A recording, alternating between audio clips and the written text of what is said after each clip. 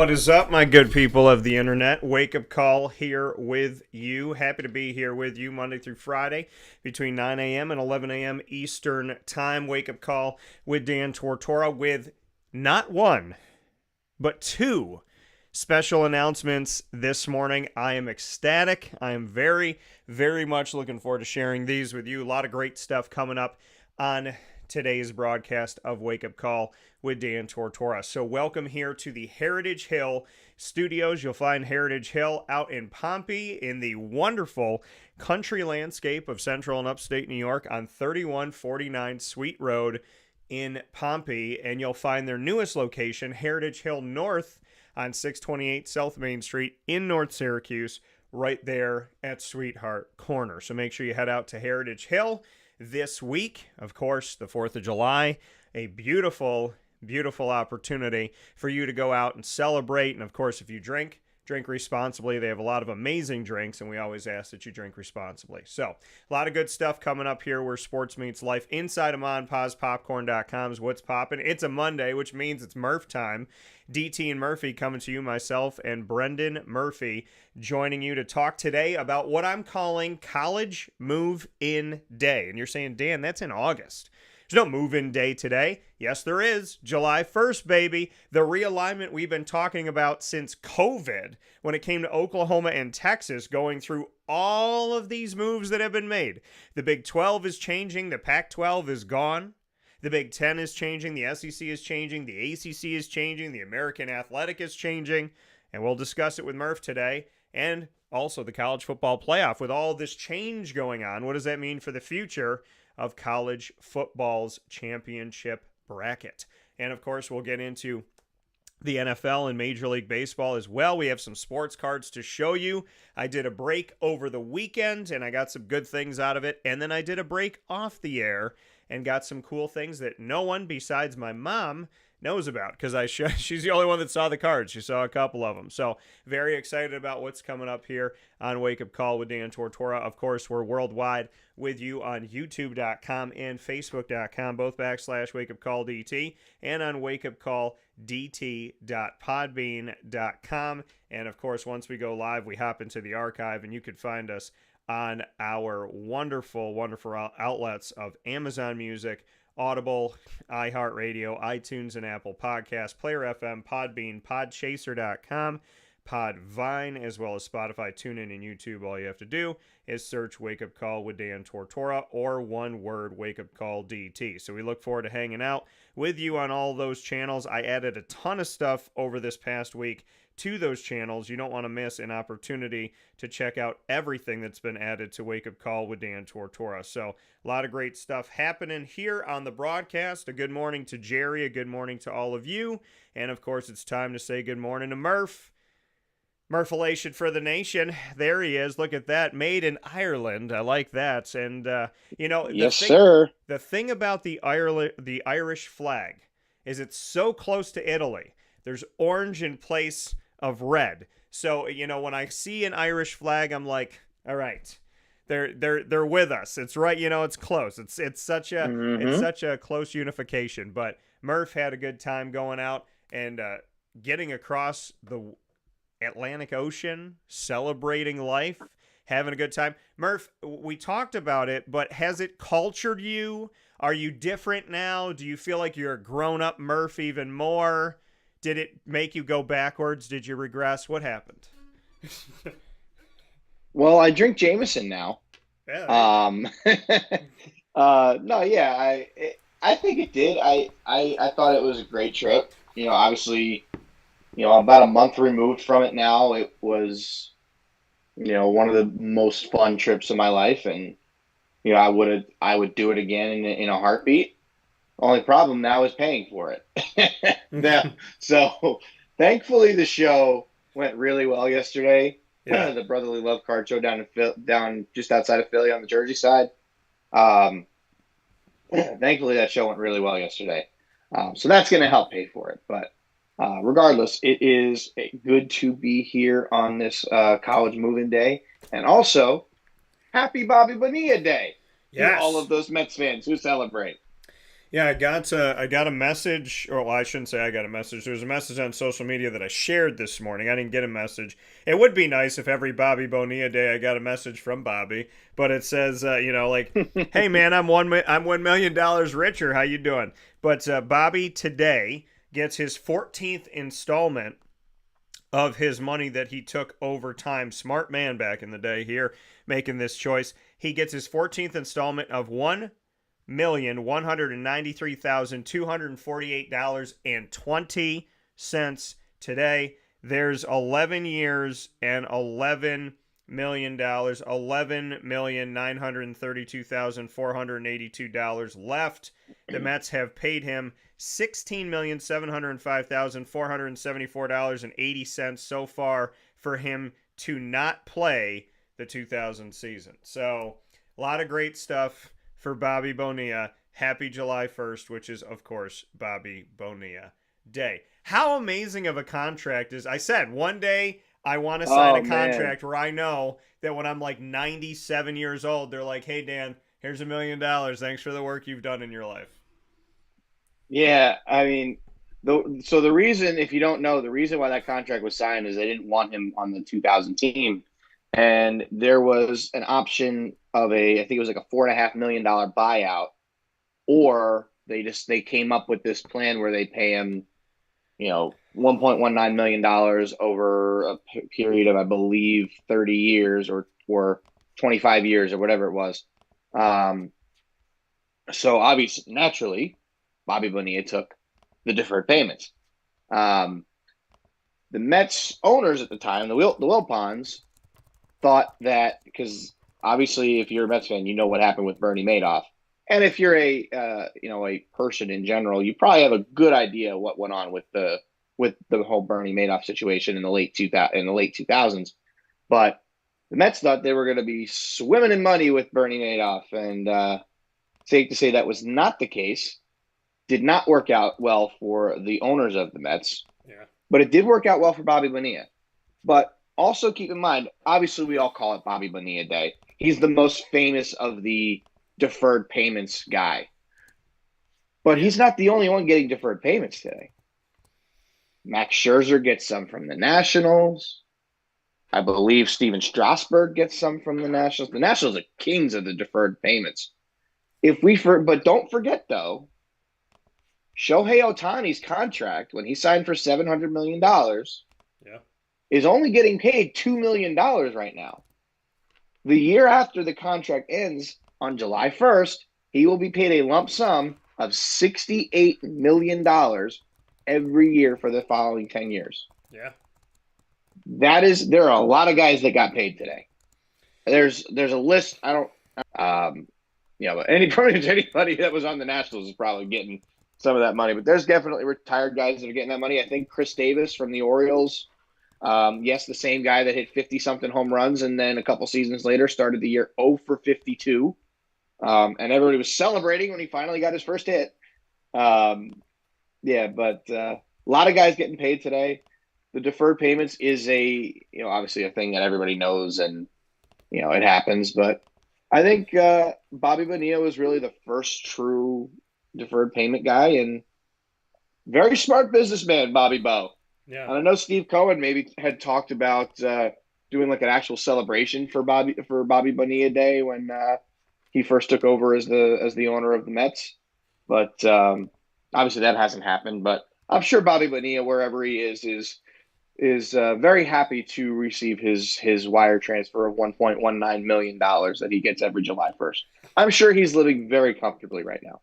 Bobby's out there having some Mai Tais. He's hanging out on some Hawaiian beach, enjoying his life, knowing that he's making money. Going, look at how foolish these people are wanting that signing bonus, get all that money up front. Crazy people out there taking that money and going to Atlantic City and blowing it in 3 days. And here I am sitting, relaxing, getting paid, knowing that for the rest of my life I am taken care of. So Bobby Bonilla, what a smart man. You and your team, whoever talked with you about this, awesome stuff. By the way, Jerry is a Celtics fan, but he wrote in nice shirt, and obviously he's talking about the Raptors. He's become a Raptors fan. Now, I think he was talking about Murph's. Oh yeah, he's talking about Murph's Ireland shirt, but because he didn't specify, I would like to celebrate this morning on Bobby Bonilla Day that Jerry is now converting to the Raptors from the Celtics. Thank you, Jerry, for that. But they won a championship, so now he can. Yeah, well, there you go. So we got something to talk about here this morning. Before we get into anything else, we got some big news. For those of you on our social media, you have seen it this morning. I started the week and the news day at 8:37 a.m. this morning because that number's significance is the actual time that I was born on October 21st. So very, very excited to be able to share not only great news today in the community of Central and Upstate New York and worldwide, but to share it at 8:37 in celebration of the time that I was born on a Monday on October 21st. So that news is going to come to you right now on Wake Up Call. So for those of you that have seen it, there's more. For those of you that don't know, here we go, baby. Here's a message from Renee from Brian's Landing, located on 6523 East Seneca Turnpike in Jamesville, New York. Open Tuesdays and Wednesdays for dinner, Thursday through Saturday for lunch and dinner, and Sundays for brunch. It's a lot like the way that my mom and dad ran their restaurant. We have put in place a lot of people that are family to us, very similar to how my dad hired people that were family to him. And then the tradition I'm carrying on is a lot of the items that are on our menu are my dad's. And he taught our chefs how to recreate his dishes. So I think that Tommy McNerney, who our executive chef is, to him it is an art. And I think that when he does create a dish, it's not just about making the food taste delicious, which is definitely our priority, but it's an art to him, and it's almost like his canvas on a plate where he just wants the colors to look great, and people love it because he takes pride in that. And Brian and I appreciate that. We want it to obviously look good and taste good. I will tell you, when we opened up, it was 6 weeks before COVID. And what was amazing was the community, our friends and family stepped up, and everybody did takeout. Everybody supported us. Our hearts were just so filled. So to Brian and I, obviously our friends come all the time, and we just have repeat customers in Jamesville, and I think people going to our previous restaurant in Green Lakes are making the trip to come to Brian's Landing to support us. And I mean, I think we have great food and a great atmosphere. So it's very, very important to us. Head to Brian's Landing, located on 6523 East Seneca Turnpike in Jamesville, New York, where memories have become recipes that are now meals to share with you. Tuesdays and Wednesdays for dinner, Thursday through Saturday for lunch and dinner, and on Sundays for brunch. And be sure to come out for live music Friday, Saturday, and Sunday.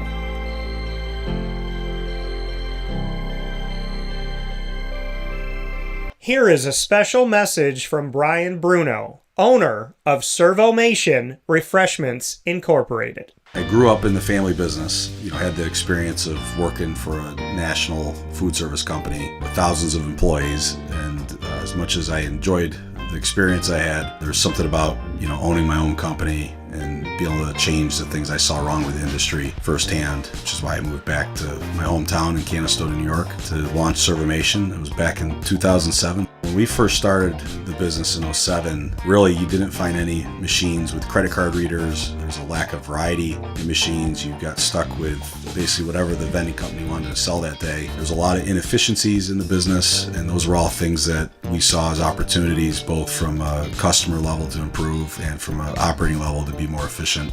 We've really been at the forefront of introducing retail technology into our space. We were doing self-checkout back in 2009 before it really became a national phenomenon. The whole point of it isn't to just improve the customer experience, it's to make it feel more like a retail environment where people don't have to be afraid of what they're buying behind glass. They don't have to be afraid of not being able to see the ingredients of the packages. It was an easy transaction from that standpoint.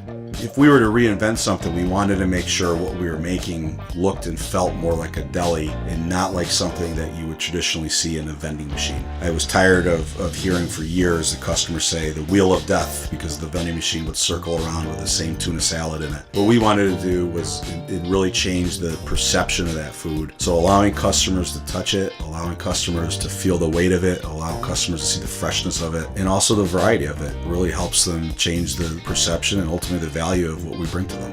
The point of differentiation you have to make is either in value or the quality. And I think on both of those fronts, Servomation has really, in large part, changed that value system for employees. So they no longer have to worry about bringing their food from home or having to leave their desk during the day and rush out to get back in time for their break to end. We're bringing something that they can count on in their break room every day, and they know it's going to be there, they know it's going to be fresh, and they don't have to worry about it being sold out or something that they don't enjoy. We've also heavily invested in flavored water machines, so you can get a glass of water with a fresh piece of fruit in it, along with bean to cup coffee machines. So there's not a day that goes by we're not surprised when we get customers that call us and say, we didn't know you could do all this. We're really lucky to have a strong group of dedicated employees. Most of our employees have been with us since inception. They're family to us, and people like doing business with people they like and trust. And I think the same thing goes for employees. In a day and an age where there's a lot of corporations that just look at an employee as a number and don't get to know them, that's just not the way I was raised or how I like to do business. So we're a little old-fashioned. We like getting close to our employees. We like knowing how we can help them. We like knowing how we can improve their lives, adjust their schedules, whatever it may be to help improve their quality of life. And we think in the end that makes for a happier employee. We're fortunate enough to have really grown over the last several years, and from Pennsylvania to Massachusetts to Connecticut, we really do have a strong connection, even though we're not in the rooms every day with these employees. There's not one single employee that we feel like we don't know, and certainly we know they can call us at any time, and they're definitely treated as family to us. I wake up every single day really excited to surprise our customers in a good way. The one thing I could tell you is I think that every one of our employees and every one of our customers will continue to be at the forefront of every decision we make. Find out how Servomation can help you and your business by going to servomation.com. Welcome to the Wake Up Call family officially. Brian's Landing in Jamesville, New York, and Servomation Refreshments, which you will find all over, including in multiple states, as Brian said. And of course, they have a great base in Canastota, New York. So welcome to the Wake Up Call family, Brian's Landing and Servomation Refreshments Incorporated. Big news, Murph. Big news this morning. July 1st, that's right, I hijacked Bobby Bonilla Day. I hijacked moving day for College Realignment, and I said, no, if we're going to celebrate on July 1st, I want in on it. So we just added another announcement to an already busy day, Murph. Very excited here today, and I love it. You come up here, if you toured Servomation Refreshments with me, anything you know about vending, anything you know about what you anticipate when you're going into a break room, and like the sandwiches that are going to be in there and how they're made and all of that, anything that I knew about the vending world, about the creation of these machines for you at work to stay at work and get what you need, that all changed last week when I went to Servomation. And I don't say it unless I mean it, folks. It was an awesome experience. The video is up on wakeupcalldt.com. If you go under the Partners tab and click on Servomation, you'll find it there. Get to learn more about them. And Brian's Landing, if food could look like a picture that should be hung in some type of museum, and you think to yourself, that's way too nice to eat, and then you're like, but I'm hungry, and then you eat it, and you're like, oh my Lord, that thing tastes even better. I cannot wait to share the pictures. Murph, I'm telling you this right now. I know we talk about it, but you need to get your tail up here. I know we got stuff. I know we got busy, this and that, but Brian's Landing is now on the list. Touring Servomation, because it's right by the Boxing Hall of Fame, so a little excuse to get up there too. You need to get yourself up to Central New York, because the plan that I had for you the next time you came up has now extended with these two awesome companies coming in. Yeah, that's we got to find some time. I mean, I got a busy July and some stuff going on in August, but we'll have to find some time. Yeah. I know I'm I'm playing golf today. I think I'm playing next Sunday at Lehigh Country Club. Actually, one of my students invited me to go play. And the week after, I actually have to be home to watch the dog. The week after that, I think is the only week that I have anything remotely close to free time in the month of July. And then the last week of July, I got buddies coming up from Long Island and down near Philly to, spend some time together for the weekend because we haven't actually seen each other all together in, let's see, probably a solid almost year. Yeah. So that's good to get all three of us together. That'll be good. But yeah, I mean, holiday week this week there too. I actually get a day off of work for this one. It doesn't happen often. Yeah, that's a good thing. Well, because most of the federal holidays fall on a Monday. Yeah.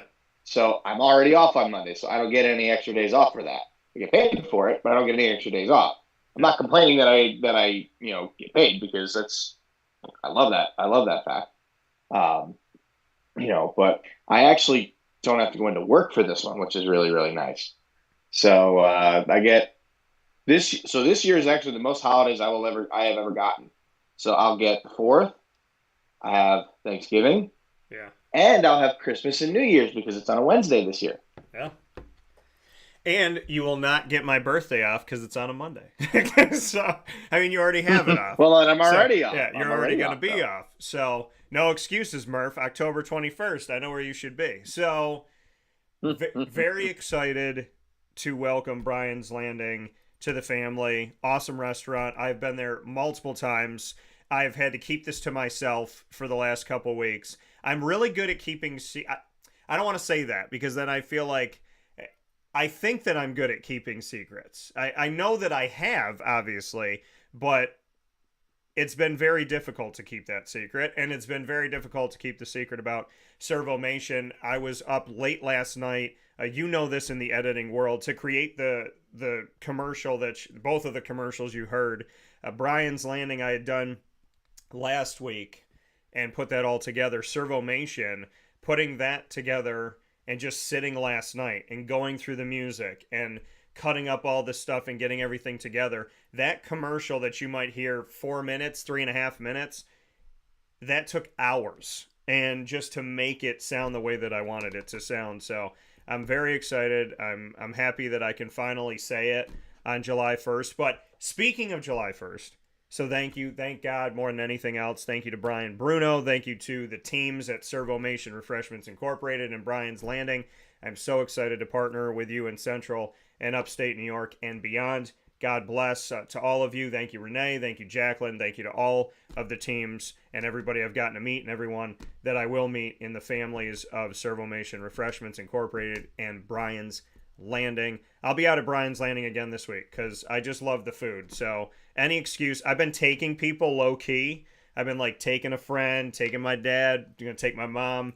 So very much looking forward to that. A lot of good things coming up. July 1st is also move-in day. This is what I'm officially calling move-in day. So college sports, if you take this from me, copyright TM, the R restricted circle. I want my money. I know you got money because you're trying to now pay these players directly, so you can put a little bit off to the side if you put move-in day on there. But July 1st here, folks. I shared it last night. You know that I cover the American heavily. You also know that I cover the ACC very heavily, cover collegiate athletics in general, but spent a lot of time over the past decade plus with the ACC and with the American before the American even had a logo or a name. So as of last night, the American was on top of their game. No surprise here for me. They do a great job. And I want to see if y'all can see this. This is such a long banner that I wondered if they were going to be able to fit this thing. But this is what the American Athletic looks like now. It is featuring, now, granted, and let me just preface this before people correct me on this, because no correction needed. Wichita State is for every sport except for football. They don't have a football team. But in the Ted Lasso TV show, they did have a football team and they won a championship. So Wichita State is in for every sport except football. Army and Navy are only in for football in the American. Their other sports are in the Patriot League. So in its entirety, the American Athletic Conference can call UAB, Army, Charlotte, East Carolina, FAU, Memphis, Navy, North Texas, Rice, South Florida, Temple, UTSA, which is Texas San Antonio, Tulane, Tulsa, and Wichita State part of their family. Murph, they had 14 last year for the first time ever and in football, and they had 15 overall. This year they have 15 overall and 14 in football. The only difference is SMU leaves for the ACC. Army joins. So now Army and Navy of the military institutions, 2 of 3 are in the American. I put Air Force on alert that maybe they're going to get a phone call, but Army and Navy are going to be in the same conference. The Army-Navy game is going to be its own individual game. It is still going to be by itself, but they can play in the championship game together if they both were to make it in the top 2 seeds of the AAC in the standings. There aren't divisions anymore in the conference. What are your thoughts on this day? 15 teams in the American, and Army and Navy for the first time ever will both be in the same conference, and neither one of them will be independent.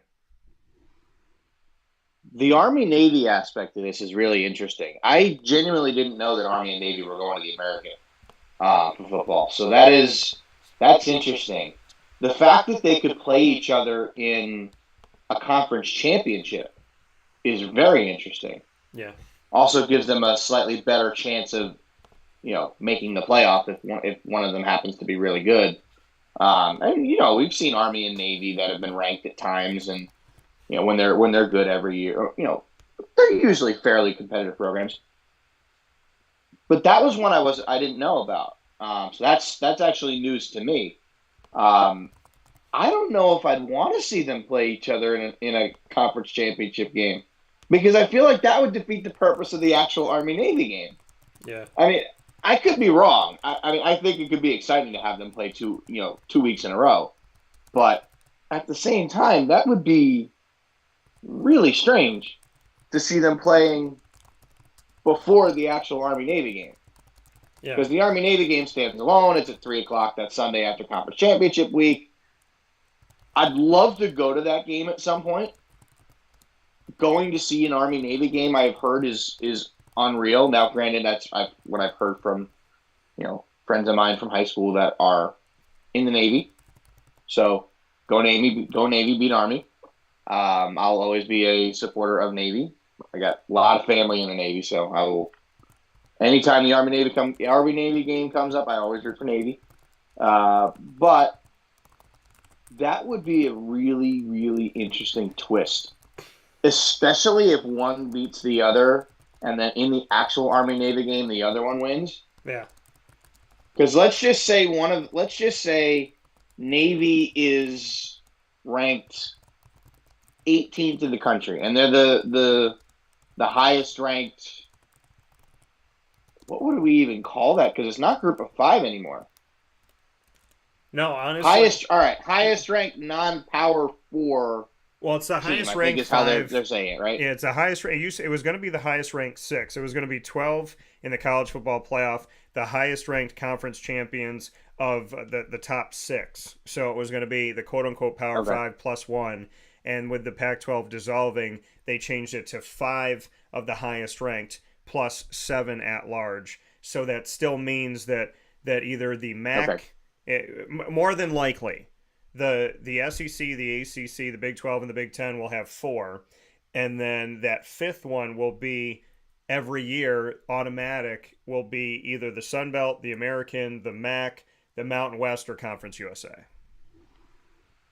Yeah, and that makes sense. So let's just say Navy is the highest ranked non-Power 4 conference champion, right? And they made the playoff. Now they have to go play Army before their playoff game. Yeah. That would definitely be interesting, because they've got to play an additional game that we don't factor in. Same thing would be the case if Army was in that case. Now, if you're Navy, do you just not play anybody in that situation? Yeah. I wouldn't. I'd play the backups, because you've got a week there, and then you got another 4 weeks before you're playing the playoff. No, it would be less than that. Like another 3 weeks before you play in the playoff game. So I would want to know what would happen in that situation. I know it's not likely, right? Like I know, and it's this. It doesn't mean they have to play. They have to play each other in the conference championship. Navy could play UTSA in the championship, Right. or Tulane, and then they have to, if they end up making the playoff, they've got to play another game. That is a very interesting wrench, and I obviously, like I said, this is news to me, so that's kind of a situation that I kind of just came up with, and I'm not really sure what would happen there. That would be very interesting. I'm curious to know what your thoughts on that would be.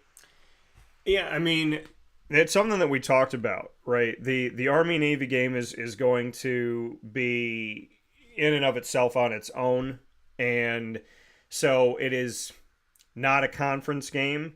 So that's when they play each other. If they both end up being the top two teams and they end up facing off against each other in the conference championship, then whoever wins that conference championship will be up for the college football playoff, but then they would play each other later on. I don't see Army Navy sitting anybody for the Army Navy game. There's too much on the line. Everything that I know about the history of it and just the feeling of connection to representing the U.S. Naval Academy or representing the United States Army, to me, it is a unique situation. If it were to happen, I know that, God has put me in a lot of places to cover a lot of unique things.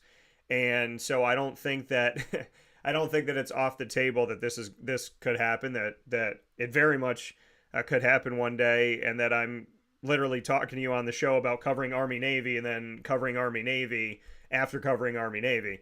But it is a question of, okay, if you win the conference championship and let's say you're the highest seeded conference champion of, when you look at the top 5 highest seeded, and then those top 5 highest ranked conference champions, so then you get seeded in an automatic bid, and your Army or your Navy, what do you do? I think in other situations, I think if it was Texas, I think if it was Alabama, if it was Ohio State, if it was Michigan, if it was Washington, if it was Clemson, Florida State, then you might sit your quarterback. You might sit some people in preparation for what's coming up. But I think in the case of Army Navy, there's just too much on the line. There's too much history, and the game is so much more than football that I don't think they sit anybody necessarily, but that's up to the coaches, obviously, at the end of the day. But I'm excited to see it. I'm really excited to see it. Jeff Monken, I've heard a lot about. I know people that are close to him.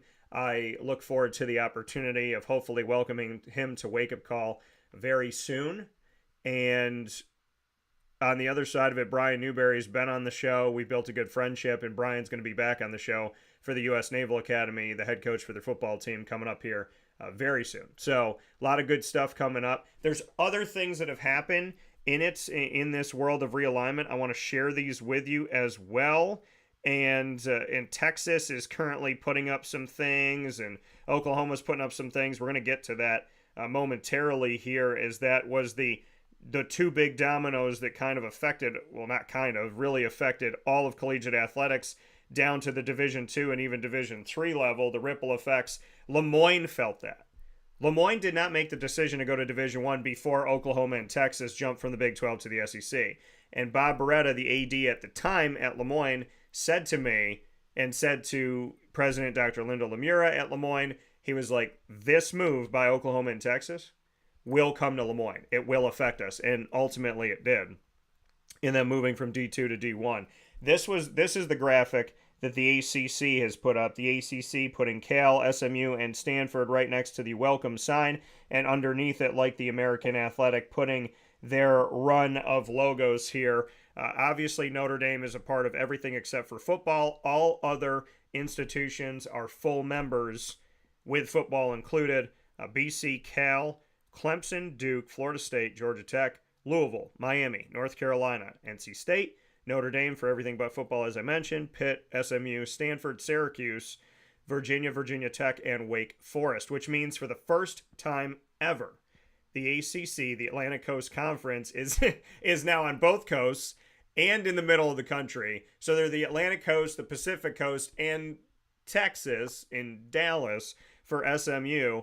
And they have 17 football members, not including Notre Dame, and they have 18 members overall for the first time ever. As the focus has been on the Big Ten and the SEC, the ACC has quietly risen to 18 members, back to mega conferences here. 18 members, 17 for football. Murph, SMU, who I've covered inside of the American for a while, and now Cal and Stanford, part of the Pirates move on the Pac-12. What are your thoughts on this, as we've seen the raid of the Pac-12 that happened with the Big Ten first taking USC and UCLA? Then they took Oregon and Washington. There was like a year in between of will they, won't they. The Big 12 takes Arizona, Arizona State, and Utah, and Colorado before that. Colorado returning to the Big 12 as they used to be a member of the Big 12. And so they leave the Pac-12 where they had no place and made no sense in that respect. And now we have seen the ACC also take Cal and Stanford. And I think at one point the American Athletic, in my opinion, from what I believe, what I thought made sense in some of the conversation, is that they at least danced with the idea of maybe taking from the Pac-12. Your thoughts on the ACC? 17 football members for the first time ever, 18 total members. They are close to 20. They're closer than the SEC is to 20, but I also have a prediction that some of those ACC schools are going to be in the SEC, and this might change over the next year or two. What are your thoughts?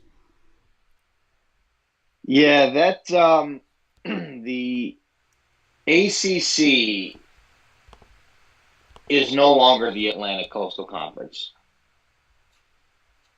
It's just the United States Conference or whatever. I would have said the American Conference, but there's already the American Athletics. So Yeah. Yeah, but I got a good one. Turn them into the BCC, the Both Coast Conference. That's a good one. Somebody said keep it ACC and just call it All Coast Conference. Ooh, I like that. Yeah. But yeah, so we knew obviously it was going to happen when we had the Pac-12 purge and you know USC, UCLA with the Big Ten, and we saw Utah and Arizona and everybody going back to the Big 12. Yeah. You knew something was going to happen with Stanford and Cal, and we knew they had to go somewhere. We talked about this on the show when this was first really announced, that the Pac-12 was basically going to be dissolving. Yeah. Now, the Pac-12 is not completely gone. It's the Pac-2. I believe is it Washington State and Oregon State, or is it Washington and Oregon, or Washington and Washington State? It's Washington State and Oregon State, and as far as I know, technically the Pac-12 name isn't gone, but Oregon State and Washington State have not joined the Mountain West. They've made an agreement with the Mountain West schedule-wise, but they have not joined it. And I think stay tuned, because I think the Pac-12 will reemerge in some way, shape, or form. There will be a Pacific Conference, and I think the not clear, is the Pac-12 really gone? I think people say it's gone, but the name, the logo, and Oregon State and Washington State not fully joining a conference, I think that all of that leaves us open to stay tuned in the future. Yeah, 100%. And, you know, a couple of friends of mine have a college baseball podcast where they talked about this. And they talked about the fact that you have those two schools who, you know, Oregon State, for one, is typically a very good team in college baseball out of the Pacific Northwest. There are other schools that you could easily see going into that conference. Yeah. I wouldn't be shocked to see maybe the Mountain West and the Pac-12 merge and become one and be called the Pac-12. Yeah. I think they'd give up the Mountain West name just simply because you know, it's the Pac-12 is the recognizable name. Everybody knows the Mountain West, Yeah. but more people know the Pac-12. If those two conferences merged together, they would just become the new Pac-12, ultimately. And then in that case, you would get, schools like Boise State. You'd get, God, help me out here. You know more than I do. Yeah, no, I just knew Boise State. Yeah, you would get Boise State, you get Utah State, Right. Yeah. Yeah, you would get some of those teams that have identifiers. Utah State's had a good run these last few years. Boise State has had it. San Diego State's had their moments as well. But that was my plan, Murph. Like, if you go back and you watch a Wake Up Call episode I did over a year ago, we talked about that. I did a college realignment map. I put the map up, and before Oregon and Washington left, I had said in order for the Pac-12 to salvage itself, it should bond with the Mountain West. This was back when Arizona State, Utah, Colorado, they were all still in the Pac-12. So when this was, and Cal and Stanford were still there. So when I had that conversation, it was only when USC and UCLA had left, and I said, okay, do this now. And number one, you'll be the first to 20 as a conference. You'll have regional rivalries that, Utah and Utah State and all that stuff. You'll have all the Colorado and Colorado State, all these things that make sense.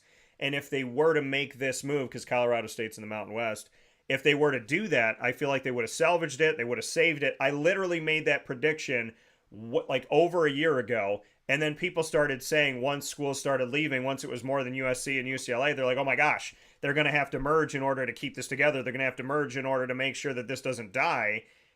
And they didn't do it, and then they didn't do it, and then they didn't do it, and now there's two left. So what you said was exactly my prediction, but it was my prediction when two left, not when everybody left but two. And now Oregon State and Washington State really don't have a negotiating place because the Mountain West is like, okay, there's two of you. We already have our conference. We don't need you to survive. We can let you just sit out there and die.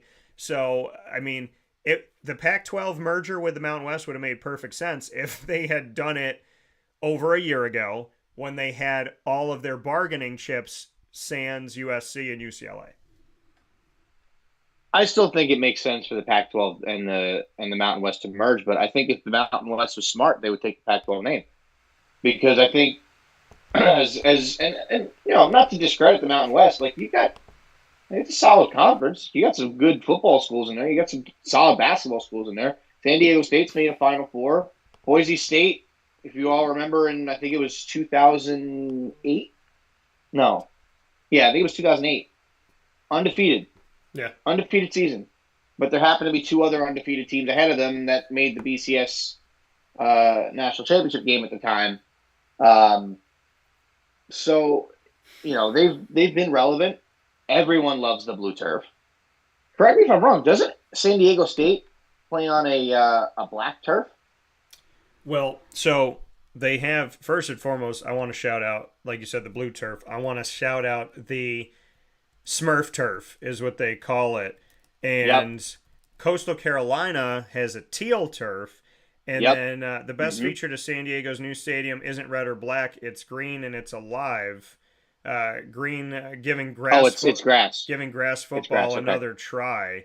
So yeah, because I'm looking at this right now. I thought they had a colored turf too. I know what school has the red turf.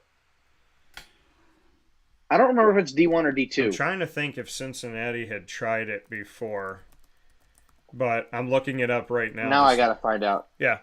So in the Big Sky, there's red turf in one of the Big Sky teams, and there's Boise State. Oh, Boise State had a different one here. Eastern Washington.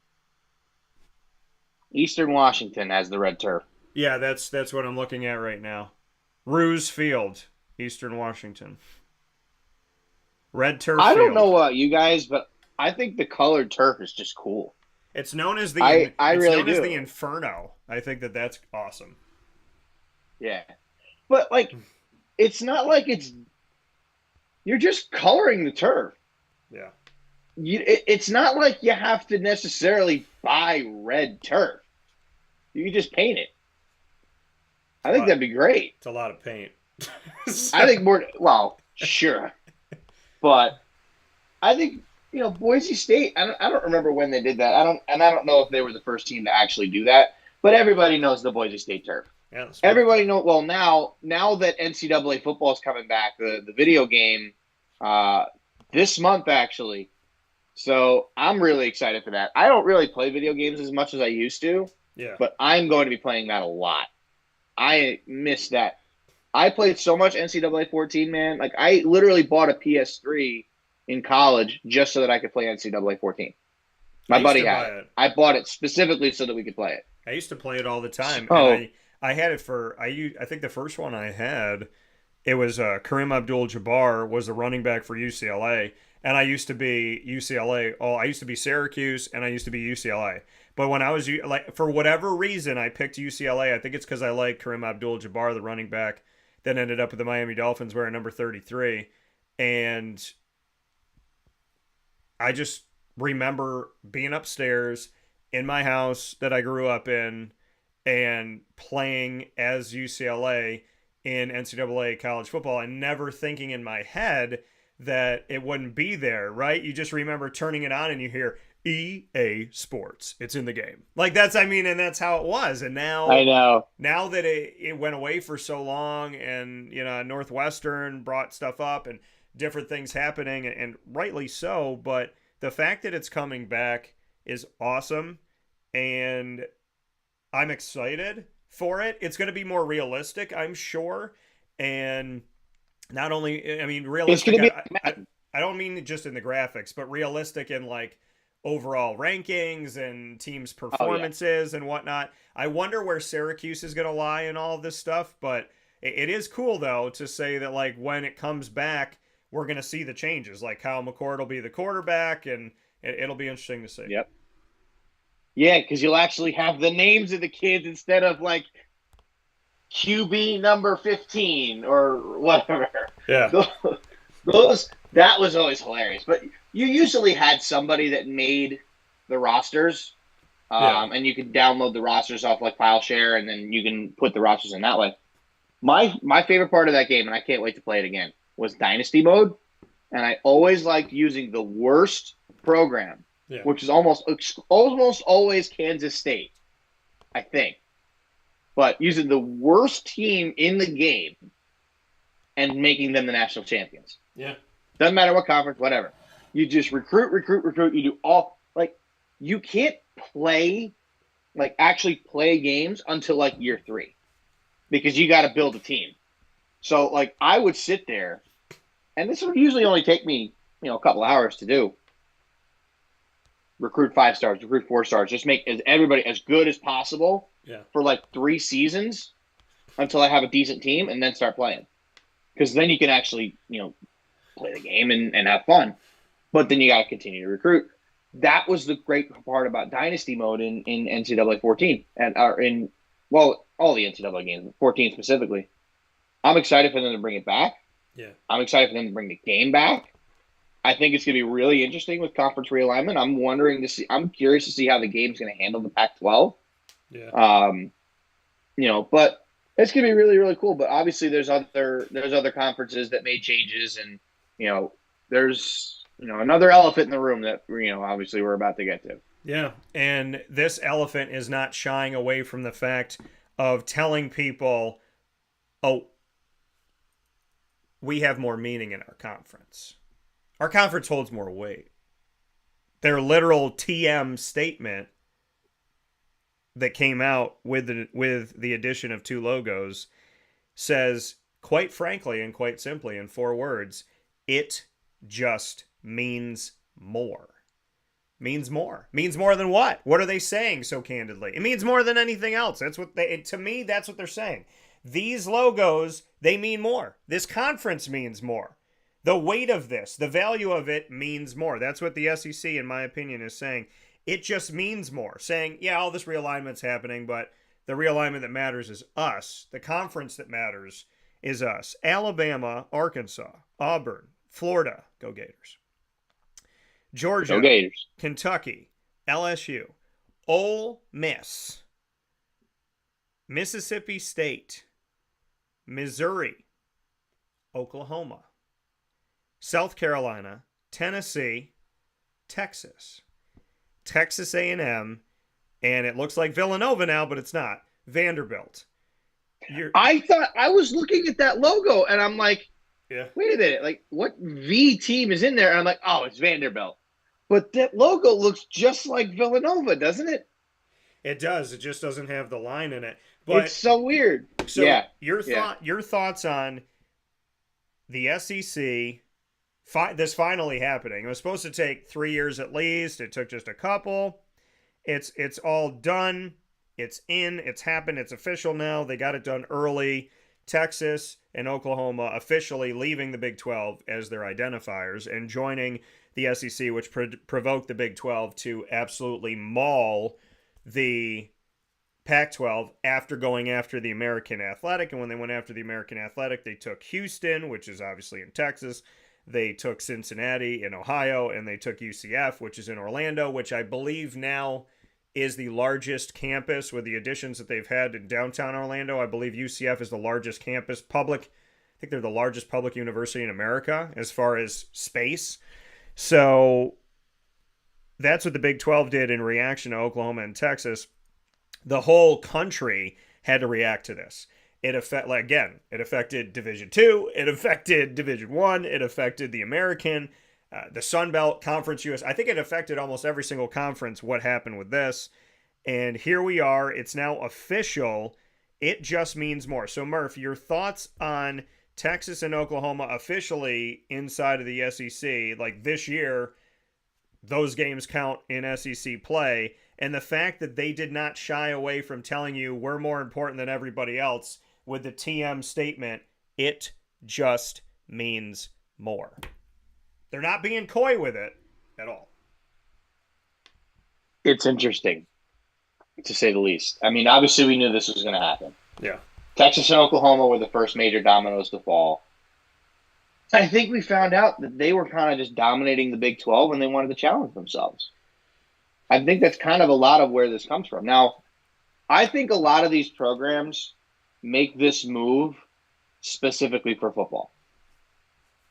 Because when it comes to other sports, like baseball, who Texas, if you didn't know, just hired the coach away from Texas A&M, their baseball coach, Jim Swassenagel, after literally a day after losing the national championship, he goes to Texas, and now Texas is in the conference. So obviously Texas A&M is going to they're going to want to beat up on Texas more than they already do. But regardless, I think genuinely they make these moves specifically for football. Oh yeah. This is not going to really affect them in basketball. I don't really think it's going to affect them all that much in baseball because Texas and Oklahoma are, good programs, but they can't hang with the SEC in baseball. Softball, sure. Yeah. Oklahoma's got 4 consecutive national championships. They're going to compete, obviously, right? But you think of it this way. Think about lacrosse. Think about soccer. Think about gymnastics. Think about tennis. All the sports that nobody thinks about when they change conferences. When you shift to the SEC, who dominates sports, college sports in general, when you think about those other programs that now have to go play teams in the SEC all the time, because now they're in your conference, you're going to see Texas and Oklahoma probably struggle in some sports. I imagine they're going to have a hard time competing in the SEC in football. I really do. Good programs for sure. Yeah. But anytime they have played the SEC and like the decent SEC schools, they get bodied. They get smoked. They don't, and they could continue to recruit now that they're going to be in the SEC. Guys that want to come to a school in the SEC. But these guys, I firmly do not believe that Texas and Oklahoma can compete with the top of the SEC in football. Anytime they have played an SEC school in the college football playoff, they get destroyed. Happens every year. Every year they're in it, they get destroyed. Basketball, probably a little bit more competitive, right? Because, I mean, SEC doesn't dominate college basketball the way that they do football. Yeah. College basketball, it's the Big East and it's the ACC. But I don't really see Texas and Oklahoma like really fighting. Like, I don't see them making the playoff. Really, I don't. I genuinely don't. Yeah. I think there's 4 schools in the SEC already that are better than them in football, and it doesn't take a a decent set of eyes to see it. Yeah. So, and we'll see. I'm interested to see how this plays out. I know Florida they had scheduled this a long time ago to play the home and homes against Texas. Now they get to play them. I think they're going to be in the SEC West, so they're not going to play them every year, but they're going to play them every once in a while. I don't know how exactly they shifted the geography of the conference. Because Florida only plays one school from the SEC West every year, and that's LSU. I don't know if that's still going to be the case. I hope it is, because I think the LSU game is one of the most fun games of the year. But you got to think of it this way. There's now, 17 teams in the conference? Well, here's the thing. So there's 16 now. There will no longer be Eastern and 16. Western divisions. They will all be lumped together. It'll be the top 2 teams. Okay, I didn't know that. Yeah, see, here's the weird thing. Growing up as a kid, you and I, what we were taught essentially was if a conference has divisions, then it means it's a more notable conference than other conferences. If a conference was big enough, and that was the prerequisite, right? With the BCS, you had to have at least 12, you had to be split in division. So if you had 12 teams, at least 12 schools, and you were split into divisions, you were considered to be a more prominent conference. But here's the irony and the craziness. As these conferences have gotten bigger, they've dissolved divisions so that they could just take the top 2 teams. But you can't change history. Like you mentioned, Boise State. No. They can't go back in time and say to Boise State, oh man, if there was a college football playoff, you would have been in it because you weren't in the top 2. But if there was 4 or there was 12, you would have been in it. Well, you can't retroactively change that. And you also can't retroactively change the fact that Clemson played Pitt a few years back because Clemson was in the Atlantic Division, Pitt was in the Coastal. The 2 champions played each other. But here's something crazy that I'm going to throw at you, my Syracuse fans. A few years back, Syracuse was the number 2 team. So if the ACC had dissolved divisions a little bit earlier, Clemson and Syracuse would have played for the ACC championship, and Syracuse could have put that feather in its cap. Then in its first decade, Syracuse beat them that year, didn't they? So no, but in the first year in the ACC, they would have played up against each other. So that would have been, or not first year, pardon me, within the first 10 years of the ACC play for Syracuse in their first decade, they could have said, we played for an ACC championship. Now, Pitt has played for 2. They've won 1 of them, but Syracuse would have if the divisions had been dissolved. So what they did this for was essentially to help in the college football playoff, to help with the rankings by saying our top 2 teams are going to play each other, not our top team from this division and our top team from this other division, because they wanted to, conferences wanted to dissolve the fact of, Pitt's 7-5, and that year Syracuse had a better record, but Clemson had a better record than Syracuse. So Clemson's playing Pitt, and Clemson blows out Pitt. Now it doesn't matter. Now if Alabama, it could be Alabama Georgia, it could be Alabama LSU, it could be Georgia Tennessee, it could be whoever. So now as we look at this, you said Oklahoma and Texas joining the SEC. I don't think they make it out of it. I had said years ago when this was announced, I said, Oklahoma, I hope you're comfortable with 8 wins, and Texas, I hope you're comfortable with 6-6. Alabama, Georgia, LSU, Tennessee, arguably top 4. Let's see what Florida does. Let's see what Texas A&M. Don't forget about them. Let's see what Florida does. Don't forget about Texas A&M. We'll see with Mike Elko. That's 5, I would say. Let's see what Texas A&M does. Let's see what Auburn does, as they never stay down forever.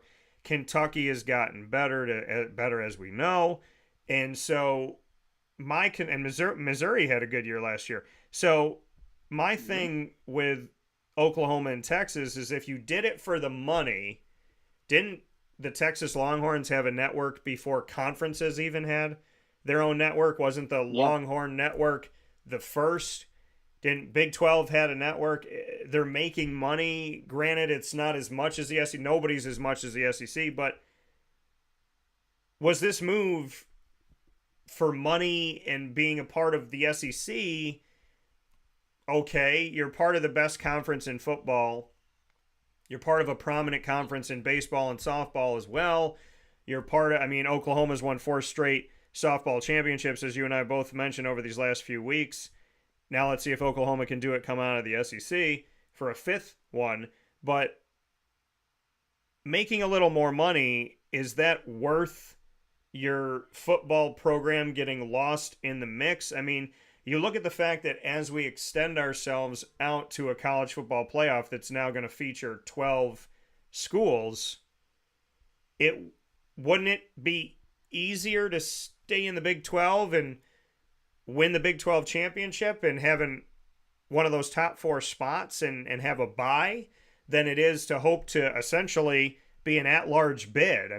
I don't see Oklahoma and Texas winning the SEC anytime soon, which means they won't have an automatic bid. They won't automatically get to play, in that they won't automatically get out of the first round, essentially, because there's the first round, the quarters, the semis, and the finale. So you're giving up an automatic bid. You're giving up a first round bye, in my opinion, of being a top 4, just so you can be an at-large team in a conference that's already ballooned in football.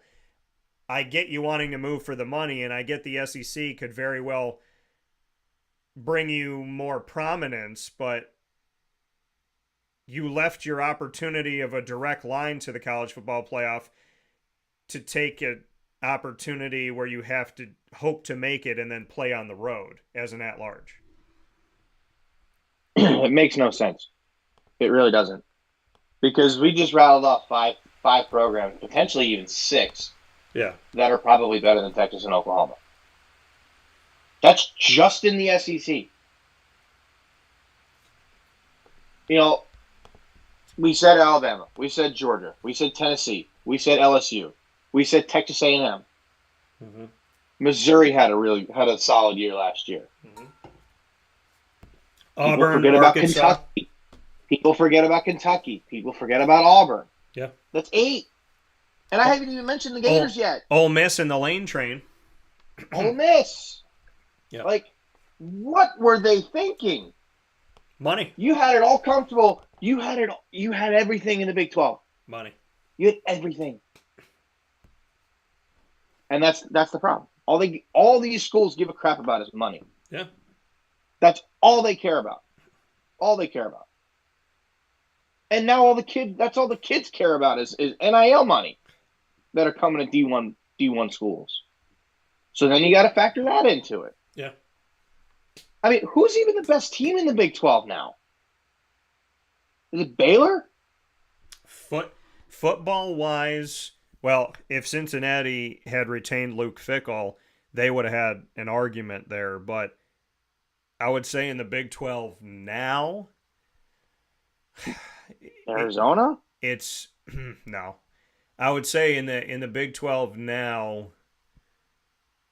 probably I have no idea. Probably Baylor.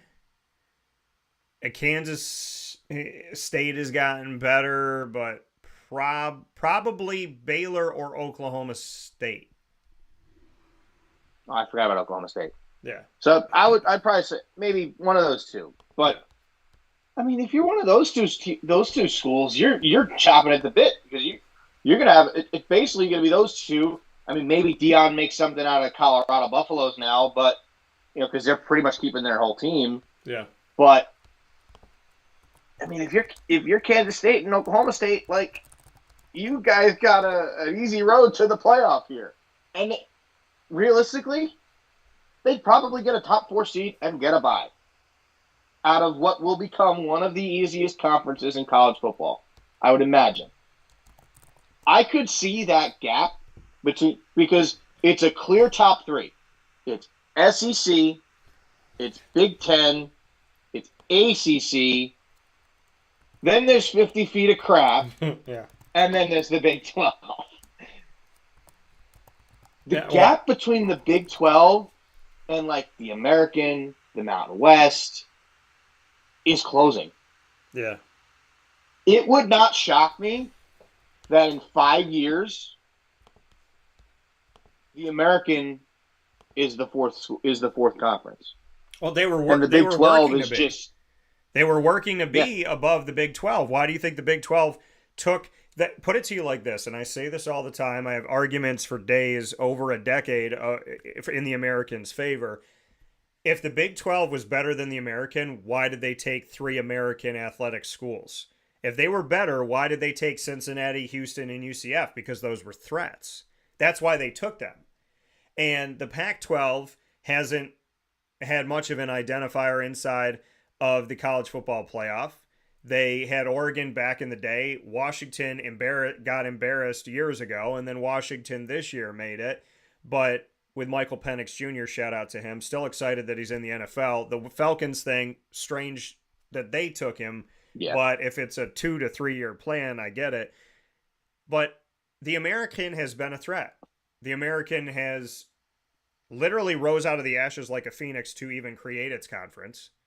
They were left with UConn, South Florida, Cincinnati, and Temple coming back to the old Big East. And they built a conference out of that. And then they got plucked, and they built a conference out of that. Then they got plucked, and they built a conference out of that. And they just lost SMU, and they brought in Army. The American Athletic Conference, under the leadership of Mike Oresco and his team of the last decade plus, the first commissioner of the conference, this conference has risen not once, not twice, not 3 times, 4 times at least through realignment. And the Big 12 was, I think, understanding of the situation that the American might pass them in the quote-unquote Power 5, which is why they took 3 American athletic schools. You don't take UCF, Houston, and Cincinnati all from the American if you don't think the American is a threat to you. They were absolutely a threat to them. That's why they took those schools. And Houston had an argument years back with Greg Ward Jr. that they should be in the college football playoff. Cincinnati had an argument for 2 years. They made it for 1. And UCF had an argument because I want someone to this day to find me a school in any sport, find me a school that goes undefeated, beats an SEC team when they beat Auburn that year, who beat Alabama and Georgia, and then those after they beat them in the bowl game. Yeah, so they beat Auburn, and that was the year that Auburn beat Alabama and Georgia, and Alabama and Georgia played for the national championship. So UCF beat the only team that beat both Alabama and Georgia. So that brings about if A equals B and B equals C, does A equals C rule and all that good stuff. But that year, they go undefeated. They beat Auburn. They lose their entire staff for the most part. They go undefeated the next year. Find me a team in college football that loses their entire staff and goes undefeated. Is Alabama going to go undefeated without Nick Saban? Probably not. And that's no disrespect to Kalen DeBoer coming in from Washington. But let's be real. That never happens in history. So when you look at the Big 12, they took not 1, not 2, but all 3 of the schools that they took from the American are schools that had a case for being in the college football playoff. They knew what was happening. It was the American and the Big 12 dancing back and forth with each other. And the American now, don't sleep on Tulane. Don't sleep on UTSA. Don't sleep on the emergence of, let's see what Tulsa can do, as they've hung with certain teams inside of the Big 12 at times. Let's look at the fact that, Army has had a better history. Even Army and Navy. Yeah, Army's had a better history in recent history. Yeah. Let's look at, in my opinion, UAB will find its way back.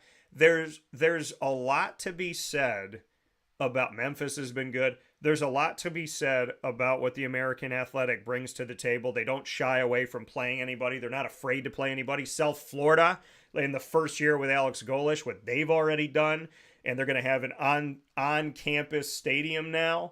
So which is coming in the near future. There's a lot to be said about the American Athletic, and they were counted out and counted out and counted out. And now with the addition of 6 institutions, then they lose SMU, then they gain Army. You're talking about in the last 2 years, Army, Rice, North Texas, UAB, UTSA, UNC Charlotte, FAU. There's a lot inside of the American, in football and outside of football, that people really need to pay attention to. And the coaches that are back, Tom Herman was coaching Houston. Now he's back in the conference coaching FAU. There's a lot to be said about the American, and I don't think they should be counted out by any stretch of the imagination. So to the people that are just writing them off, that have written them off since the beginning of their conference, I'll continue to cover this conference, and I will continue to put a spotlight on them and hope that Tim Pernetti will take the torch that Mike Oresco has passed to him and light the candle of what's going to be a hopeful, awesome era, maybe the best era for the American Athletic. Yeah, I will say this, and I've been, as you were talking there, I think you made a lot of really good points. And the more I think about it, the more I think they really need to go after Oklahoma or Oregon State and Washington State. I think they need to go after those 2 schools hard, pry them away from the Mountain West. Yeah. Partly because. And maybe even see if he could pluck from the Mountain West. I think the biggest problem with the American, as they have lost some of these schools to the Big 12 or wherever, I think it's mostly just the Big 12 that they're going. Mm-hmm. But as they've lost some of these schools to the Big 12, you're losing your firepower.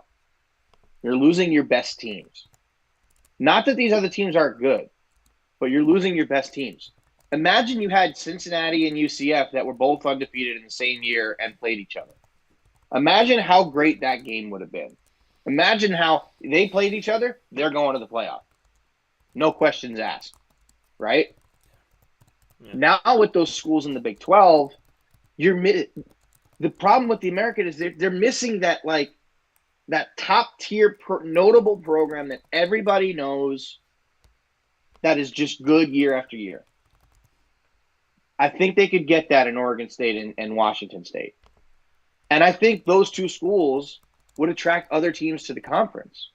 Maybe try and get some of your schools that were in the Big 12 to come back, right? Maybe see if you can steal UCF back. Maybe see if you can steal Houston back, right?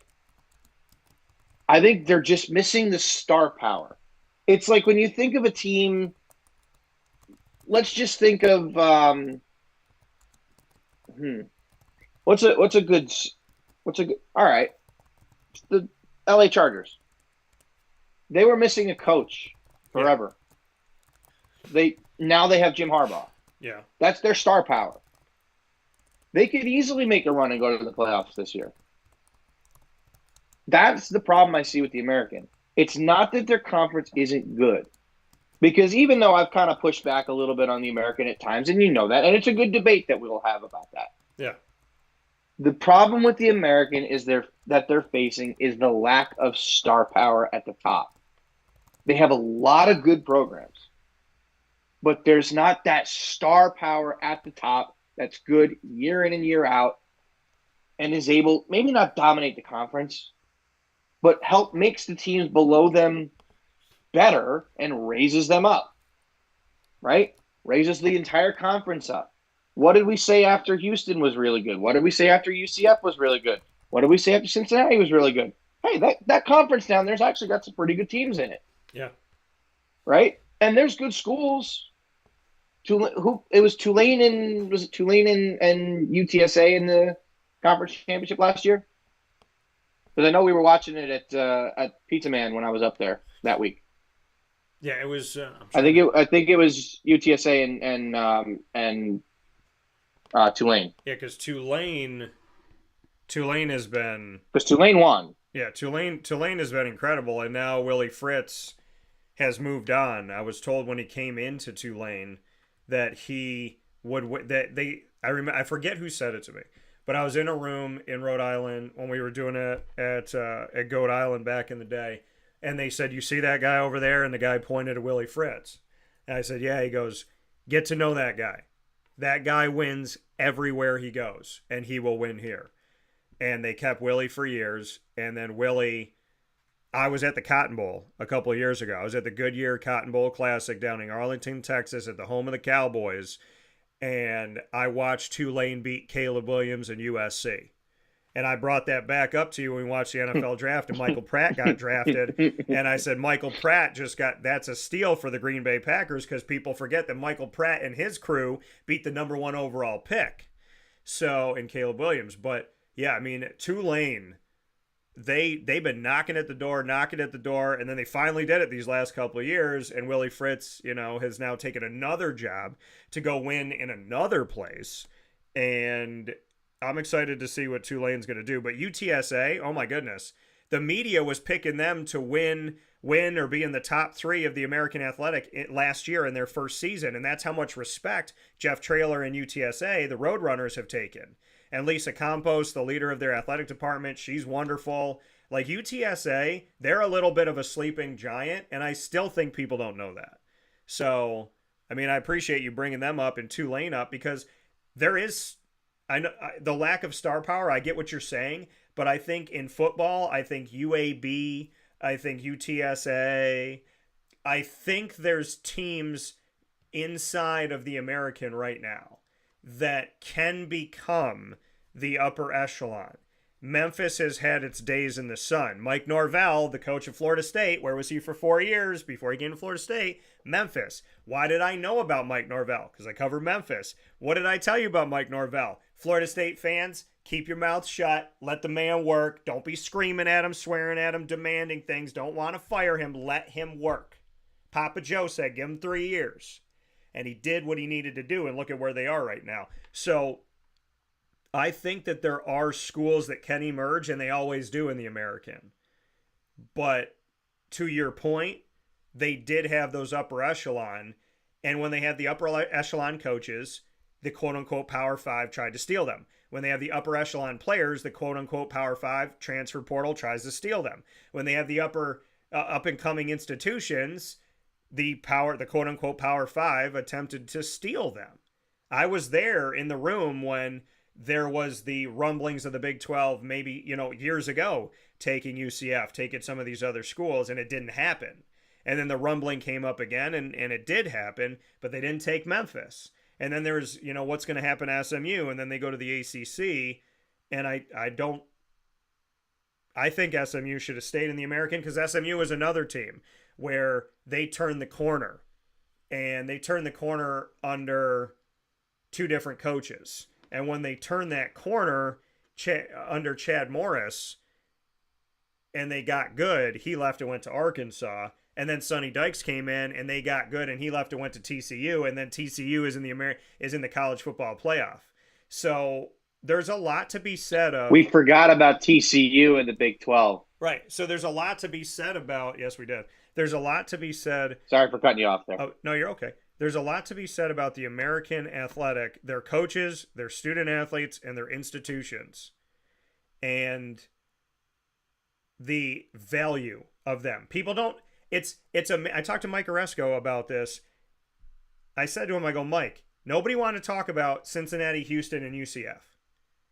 As soon as they signed to become part of the Big 12, everybody said, oh my God, look at all these great teams that we're getting. We got these amazing teams. These teams that they crapped on 5 seconds before, as soon as they got them, it was like, oh my gosh, look at this team. It's like saying, I'm not taking that girl to prom. She's ugly. And then she says yes to you, and you're like, oh my gosh, I got the most beautiful girl to come to prom with me. It was, and he literally said, he goes, isn't it amazing how you can sign a paper? You can literally sign a paper with a different logo and it changes everything. The American Athletic has found the talent in student athletes. They found the talent in coaches. They found the talent in institutions. And the quote-unquote power conferences wait for them to find it, wait for them to build it, and then they attempt to steal it. So I am in no doubt that the American Athletic will once again find the talent in coaches, find the talent in student athletes, find the talent in institutions, and we will have identifiers rise. And don't be surprised if it's UTSA. Don't be surprised if it's UAB.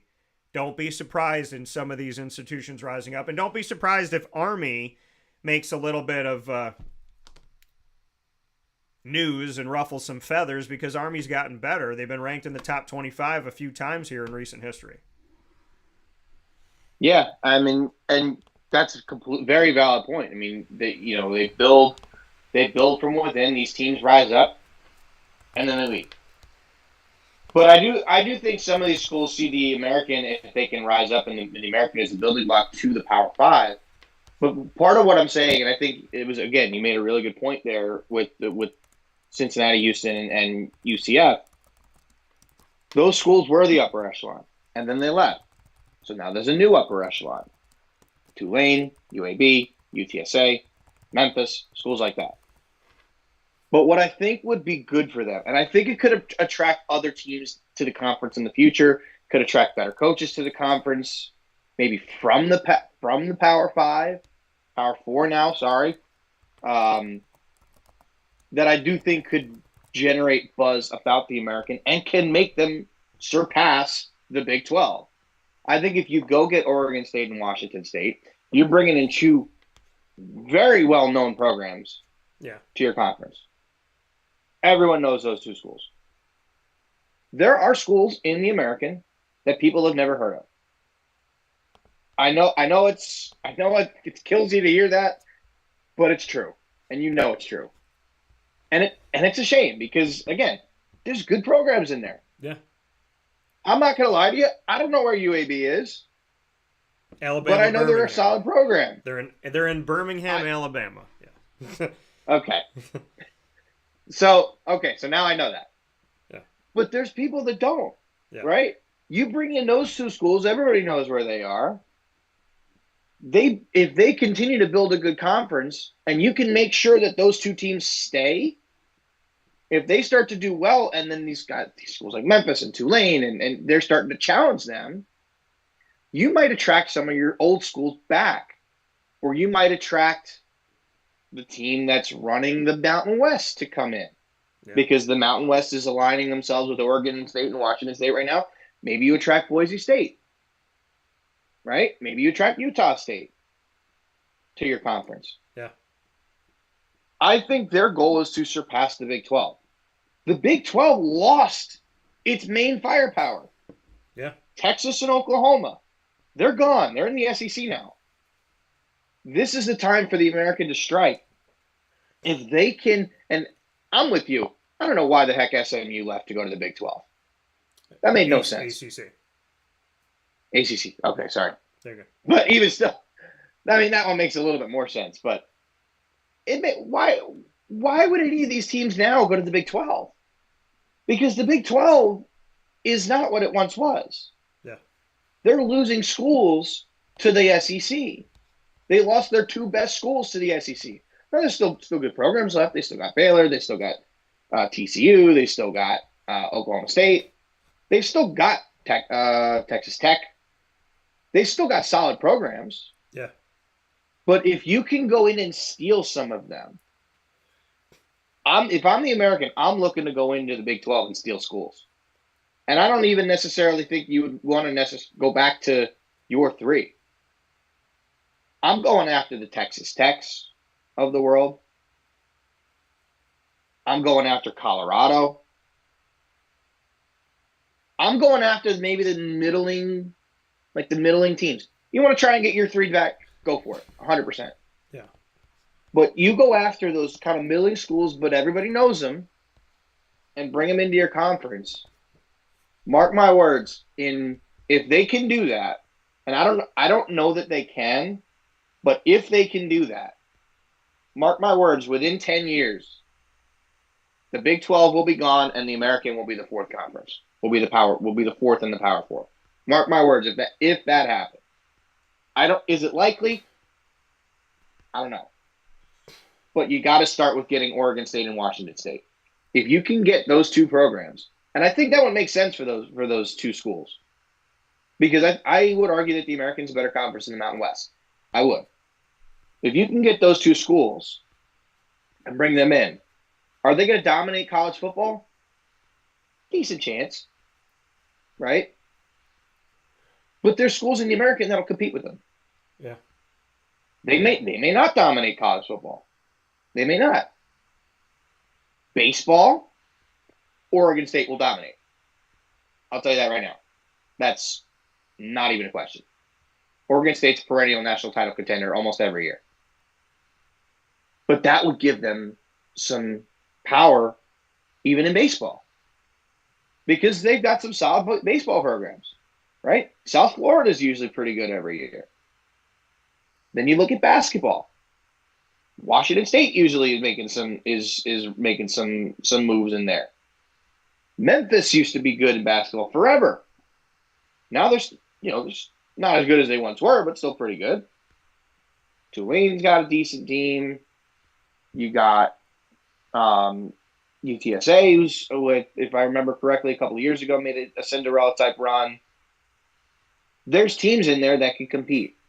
I do still think that most of these schools make it for football because that's where they get the most money, regardless of what anybody says. Yeah. But I like the idea of the American going after those, trying to expand from there. Steal, and it doesn't just have to be the Pac-12 that you go after, the Big 12 you go after. You can even try and go after like some of the lower end schools in the Big 10 or even the SEC. Go get Vanderbilt. You put Vanderbilt and Oregon State in the same conference for college baseball, that would be awesome. That's 2 perennial national title contenders in baseball in your conference every year. Yeah. That's awesome. We know Vanderbilt's not good in football. We don't need to tell me that. But go get Vanderbilt. Go get Rutgers from the Big 10. I'm sure Rutgers wants out of the Big 10. They get steamrolled every year, even with Greg Schiano back. Go get those 2 schools from the SEC and the Big 10, bring in Oregon State and Washington State. You bring those 4 schools in, you're bringing in recognizable schools that everybody knows. Rutgers will start to compete. I'm willing to bet Vanderbilt will start to compete now because they don't have to play Alabama and Florida and Georgia and all those schools every year. I think that would be a good move for them. And I think Vanderbilt and Rutgers is probably not one you thought about. But Rutgers was in the old Big East. That would make a lot of sense for Rutgers to realign with the old Big East or going to the American. Probably more likely the American. Well, I can tell you this. I think that would be a really interesting idea.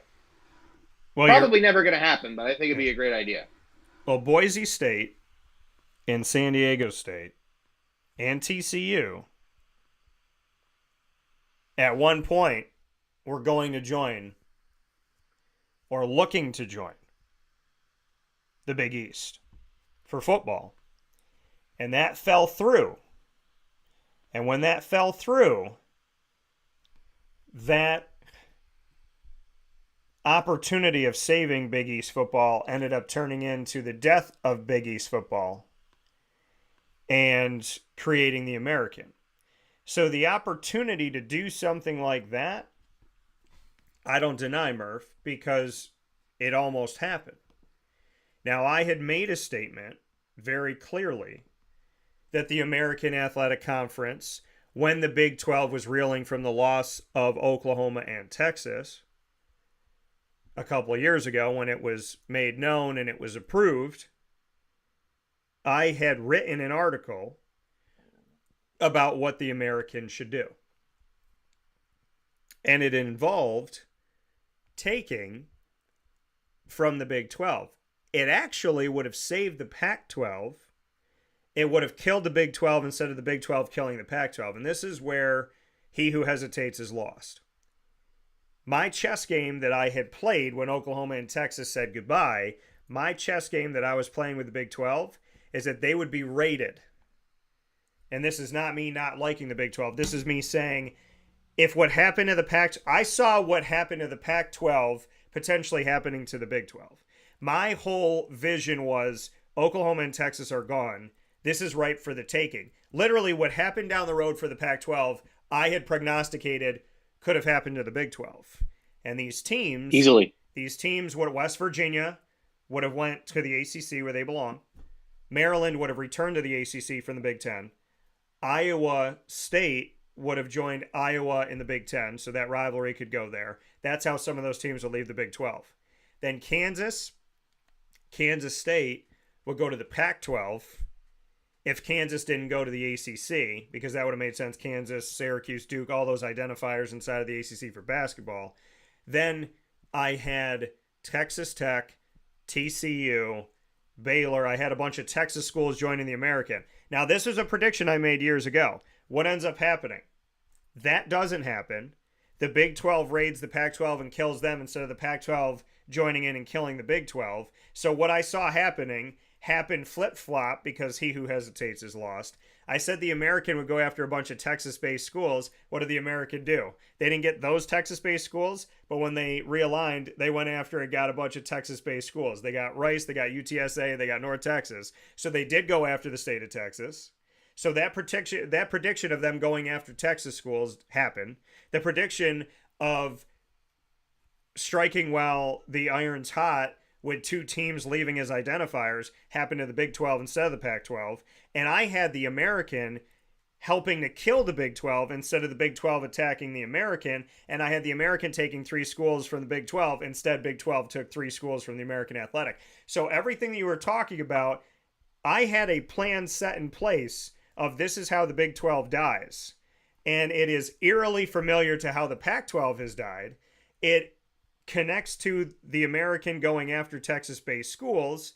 It shows the American getting the Big 12 before the Big 12 got them. And it shows what happens when you lose your identifying schools and how quickly that can change. So that whole plan was put into place, and it didn't happen.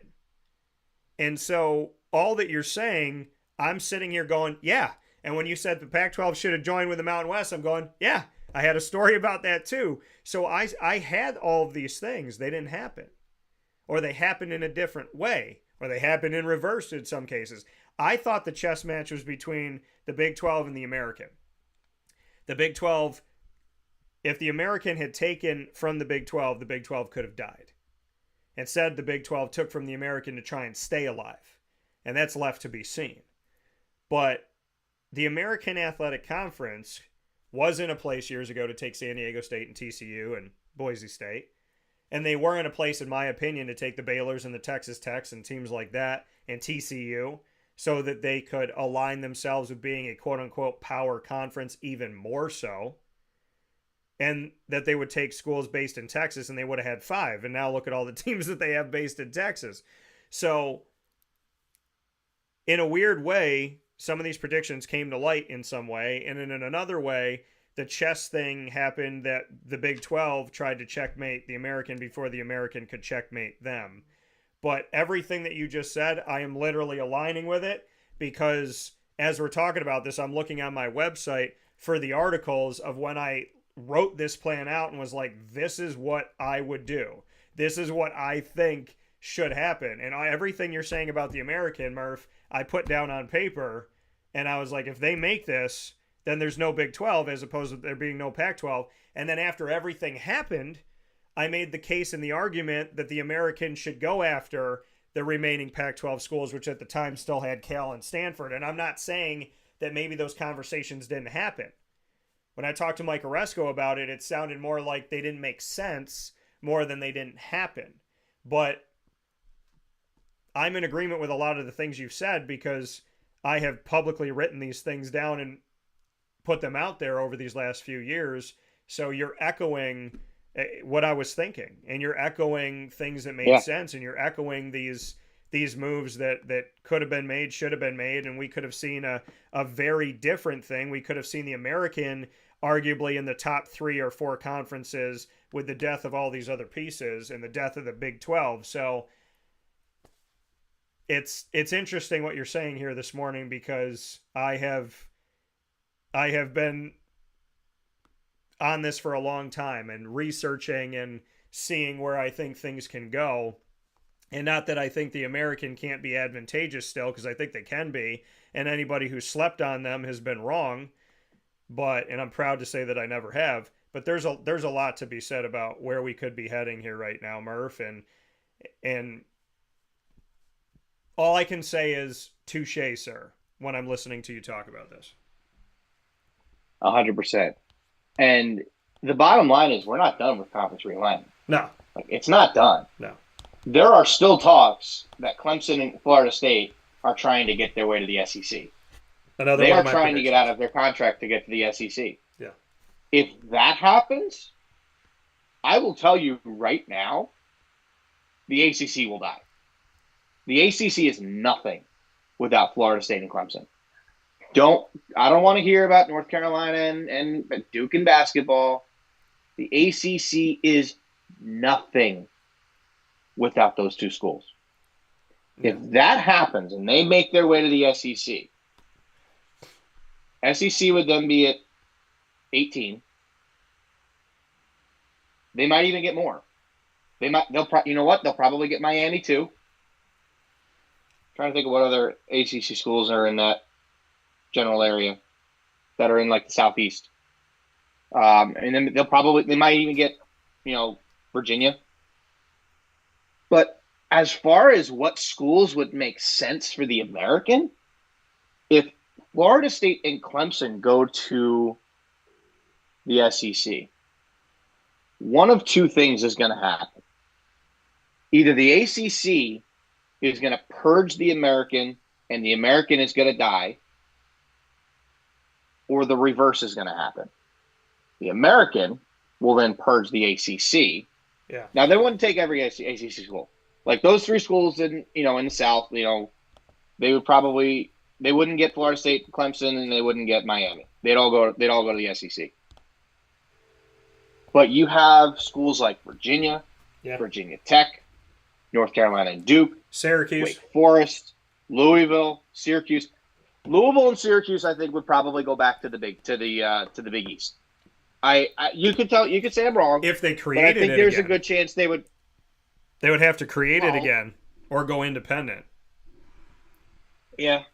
Well, what's the Big East? Does the Big East not have a football conference, or is it just everything else, or it's just basketball? Big East dissolved football. The Catholic Seven took the name and the logo for the Big East and created a new conference with all of their history. Big East football died. The death of Big East football was the birth of the American athletic football, which had the identifier of UConn, South Florida, which was not an original Big East, Cincinnati, which was not an original Big East, and the return of Temple with Steve Adazio as the coach at the time, which was an identifier of Northeast football. So it was really Temple and UConn, and that was where the birth came back. Then they had to go to Conference USA. I found the article, and I'm going to share the article today just so everybody can get a look at this. But, Murph, I want to hit this really quick. Don't forget where you were with talking about Big East. This is what I said. Mm-hmm. I said now there's an entire article that chronicles things that happened and things I predicted to happen that ended up happening and whatnot. This is the quote I wanted to read. I once saw this from my article. I once saw a world where the remaining 8 Big 12 members would be divided amongst conferences as follows. Baylor, TCU, and Texas Tech to the AAC, West Virginia to the ACC, Iowa State to the Big Ten, and Kansas State, and Oklahoma State to the Pac-12. I also saw Baylor and Texas Tech moving elsewhere, but either way, out of the Big 12. The AAC could have made a play when they had Cincinnati, Houston, and UCF to expand to 14, which they ironically got to 14 now anyways. And with their headquarters moving to Irving, Texas, and having Houston and SMU already in Texas, as well as having played non-conference games against these schools, there would have been multiple reasons that it could have made sense. The Big 12 would have died after losing two key schools. Now the Pac-12 may perish instead after losing 2 key schools at the hands of the Big 12. I wrote that article so many months ago, Murph. It was all there. My prediction of the Pac-12 dying, my prediction of what could have happened to the Big 12, my prediction of these bouncing balls, and exactly what you're echoing today about the American and what you're saying. I literally wrote this article back in the day. Now, if you go to wakeupcalldt.com, it might have a different date on it, because when I had to start my new website and build my new website, I merged over my articles so they don't all have the exact dates, but people that have seen these links, and you can go back in time on social media to know when I posted it. But that story was there, Murph. I just read directly from that story talking about the Big 12 could have perished. Now it might be the Pac-12. This is what I saw happening. Those are the exact words from the article. Yeah, literally. I mean, I think you're right. The American missed a golden opportunity to really solidify themselves as a big conference. Now, back to what we were saying about the Big East.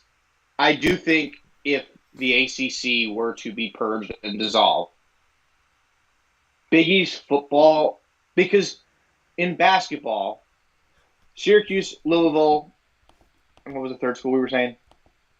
That was old. Old Well, Big Pitt East. as well. Pitt. Yeah. Old Big East. Yeah. Pitt. Pitt, Syracuse, Louisville, schools like that would make sense to go to a Big East Boston College. just for basketball. Yeah, Boston College for basketball because it's great. It's you would argue there is a Power 5 in basketball, but the two conferences that reign supreme, as we know, are the Big East and the ACC. Yeah, that could see a lot of schools coming together. But as far as the American is concerned, if that were to happen, now this would be assuming the Big East decided to to have football again, which I think would make sense in this scenario. You have Syracuse, you have Louisville going back, you have Pitt going back, Boston College going back, like schools that used to be in the old Big East. But as far as like Duke, UNC, Wake Forest, Virginia Tech, the American makes a whole lot of sense. UNC, Virginia Tech, good football schools. As for baseball, UNC and Wake Forest are great. Duke's notoriously had a solid team. Virginia's notoriously had a solid team. Basketball, Virginia, Duke, UNC, all national championships. Yeah. They've all won national championships. That would bring so much more credit to the American. Now, what could also happen is they take the ACC name, which I think would be a detriment to the American. Oh, they're not going to give that name up because I don't think they would either. Because to have a regional identifier or a number identifier doesn't make any sense. The American essentially said we can be anywhere in America and we make sense from coast to coast, from sea to shining sea. So the American, perfect name, because who doesn't want to see red, white, and blue? Who doesn't want to see American? They got two of the military institutions in there for football. The American makes a lot of sense. It makes more sense than a lot of these names now. The Big 12 is going to have 16. The Big 10 is going to have 18. So it doesn't make sense to call them what they call them. The Pac-12 has 2 now. But I said the Big 10, they only have to add 1 letter to their logo in order to continue their branding. They go from the Big 10 to the Big Tent, and they just have a tent over the country, and then that's it.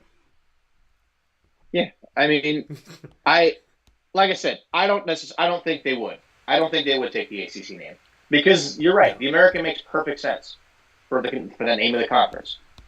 But you get schools like Duke, UNC, Wake Forest, Virginia Tech. There's other schools we're missing. There will be there will be teams that go to other conferences. Yeah, wouldn't shock me if UNC and Duke maybe wanted to go to the Big 12 in that scenario.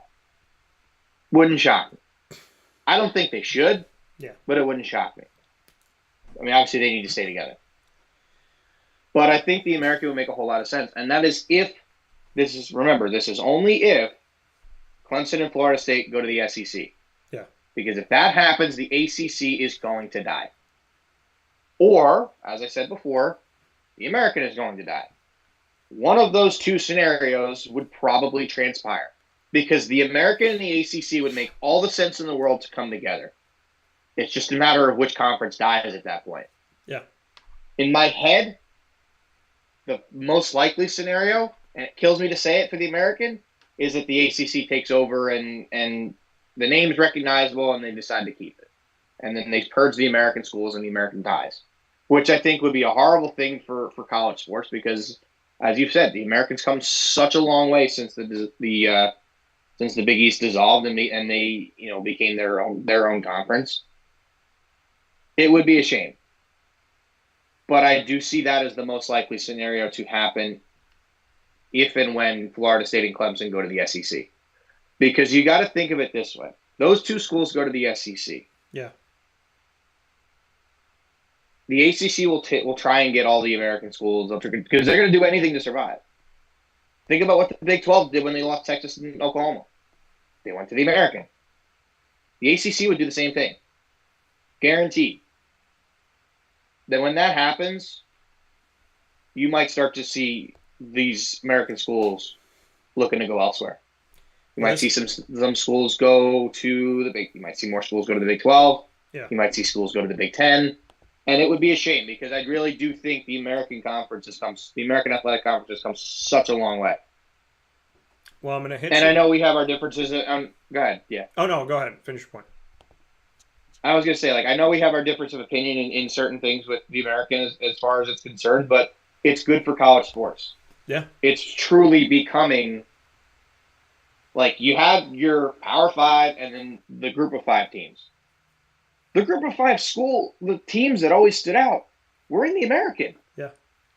They've always been that next conference that everybody talks about, which is why I firmly believe if the ACC loses those two schools, the American should step up and go after those ACC schools. Bring them all in. You would make yourself competitive in every sport. Duke lacrosse is good. UNC and Wake Forest baseball is good. Obviously, UNC and Duke basketball is good. North Carolina and Virginia's football teams are good. You make those moves, go after those programs, that will get you your star power. Now, that is also Oregon State and Washington State can go to the Mountain West. That's fine. But that will get you, and we were talking about this earlier, that will get you that star power that you need to really solidify yourself as one of the top conferences in college sports. Because they would kill the ACC, yeah, and your 4 conferences left would be the Big 12, the Big 10, the SEC, and the American. Yeah. In my eyes, it makes all the sense in the world. Well, my thing is, covering this conference, I've seen its value from day zero. No logo, no name. They're not the Big East anymore. What are they going to be? That's when I met Mike Oresco. That's when I met the commissioner. Now that Tim Pernetti has taken over, I'm excited to see what that's going to look like. I also am going to be airing my Q&As with Tim Pernetti here. Probably going to air them today, let's say tomorrow on the show, because I want you to be able to watch them during the show. But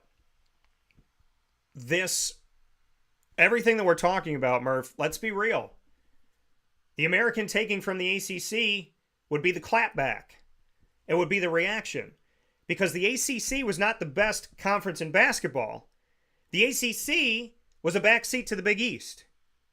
And now arguably they are again, but let's go through history. In the early 21st century, Miami, Virginia Tech, then Boston College left the Big East for the ACC in all sports. Then, fast forward, around that 2012 time, Syracuse, Pitt, Notre Dame in everything but football, Louisville the year after that, left the Big East for the ACC.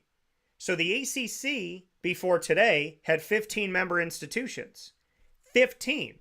14 in football. Half of their conference came from the old Big East.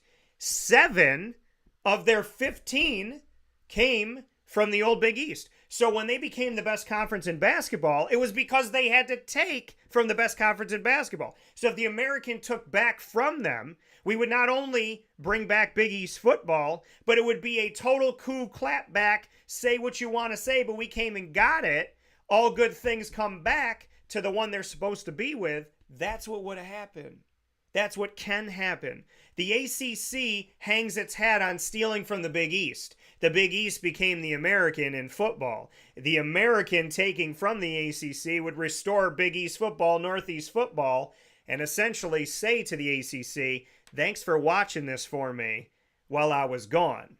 I'm going to go ahead and take this back now. So that is the mic drop. We'll take a quick step aside here. Murph and I are going to hit some things really quick in sports cards with a couple minutes left to go here on Wake Up Call with Dan Tortora. It's Conference Realignment Move-In Day. And you might be saying, why aren't you guys mentioning the Big 10 edition and the Big 12's editions? That's because they officially happen on August 2nd of 2024. We'll be back from the Heritage Hill Studios right after this. Can you feel it in your veins, Murph? I got chills in my body. We're having a good show this morning. We'll be back right after this. Great show.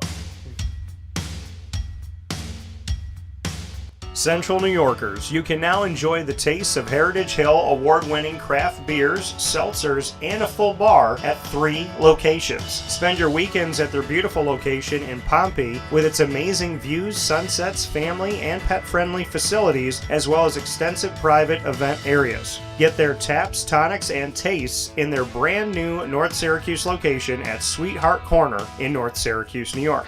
When flying in and out of Syracuse Hancock International Airport, make sure to visit their Palladino Farms location. At Heritage Hill, they believe in supporting our community and are excited to now meet you where you're at and where you're going with their local farm-raised tastes. Find out more information at heritagehillbrewery.com.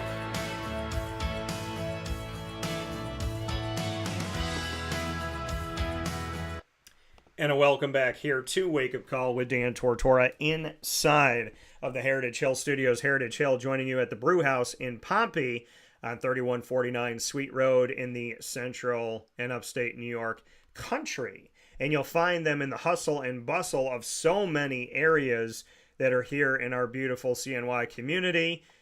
Right there at 628 South Main Street in North Syracuse at their newest location, Heritage Hill North at Sweetheart Corner. And we will be there this week on Friday, July 5th, to celebrate the CNS North Stars Girls Lacrosse State Championship team. Say word, baby. So with that being said, Murph and I are going to hit a couple things here. The NFL and the Major League Baseball and some sports card stuff. So just to give a few notes here, as we spent a lot of time on realignment, and rightly so. Murph, I'm going to hit you with this. You and I talk about this stuff a lot. We've discussed things on the show before, the price of things. Well, a jury in the U.S. District Court ordered the NFL to pay more than $4.7 billion in damages this past Thursday after ruling that the league violated antitrust laws in distributing out-of-market Sunday afternoon games on a premium subscription service. The jury awarded $4.7 billion in damages to the residential class and $96 million in damages to the commercial class. Since damages can be tripled under federal antitrust laws, the NFL could end up being liable for $14.39 billion. The lawsuit covered 2.4 million residential subscribers and 48,000 businesses in the United States who paid for the package of out-of-market games from the 2011 through 2022 seasons on direct TV. The lawsuit claimed the league broke antitrust laws by selling its package of Sunday games at an inflated price. The subscribers also say the league restricted competition by offering quote-unquote Sunday ticket only on a satellite provider. Thoughts, Murph? That's a lot of money. Yes, it is. And we've said for years that Sunday ticket was such a scam. They charge so much, an exorbitant amount of money. You want to know something? MLB.TV for baseball. You know how much they charge per year? $99. Yeah. There's 162 games in a major league season. There's 30 teams. Yeah. In the NFL, there's 17 games and 32 teams. Do the math. Yeah. That is baseball. You're paying pennies on the dollar for a single game than you are in the NFL. I've said this since day one. The NFL should have team-specific packages. You're a Giants fan who lives in Florida and you want to watch the Giants. You pay, I don't know, $100, $150. You get every Giants game no matter what. Yeah. Nationally televised games, obviously, you don't get, but they're nationally televised. Right. You're a Commanders fan who lives in Iowa. Why you would move to Iowa if you were a Commanders fan, I have no idea. But regardless, $150, you get every game. You want to charge $250 or $200 or $250 for every game period? Okay. But they're charging $600. $600 just for Sunday ticket. Yeah. It's stupid. Would I pay $100 or $150 just to get the Jets? Yes. I would. Now, could I drive to our house in Jersey on Sundays and get every Jets game? Also, yes. And I wouldn't have, all I'd have to pay for is gas. Yeah. But the gas would probably cost more money, to be quite honest. Yeah. It's so simple, yet they can't figure it out. They have not been able to figure it out for years. I'm glad the jury found in the fans' favor. Mm-hmm. And I hope this, honest to God, I hope this kills YouTube TV Sunday Ticket. I really do. I think Sunday Ticket is an absolute scam. It is. And they need to get things sorted out where it's somewhat affordable. Yeah. And I wanted You find out, and it's just in the business world in general. Even if you lower the price of something, you get more people. Like if it's a subscription, you lower the price, you get more people. Yeah. You don't lose money. But that's also why they raise the price. They raise the price because they get less people, but they pay a higher price so they don't lose any money. Right. So same thing that company that rhymes with rectum does here in Central New York. A lot of stuff to say about that. I agree with you, Murph. It's awful. It's stupid. I thought about getting Sunday Ticket on YouTube TV, but I can't justify it. Then they tried to give me a deal where they made it cheaper, where I was like, okay, maybe. But then I thought to myself, I'd rather go to the Wildcat, go to Pizza Man, who has Sunday Ticket, and give them the money and go eat their food and watch the game there by supporting my local community. Really quick here, as we're going to hit things, because I know Murph is going golfing here.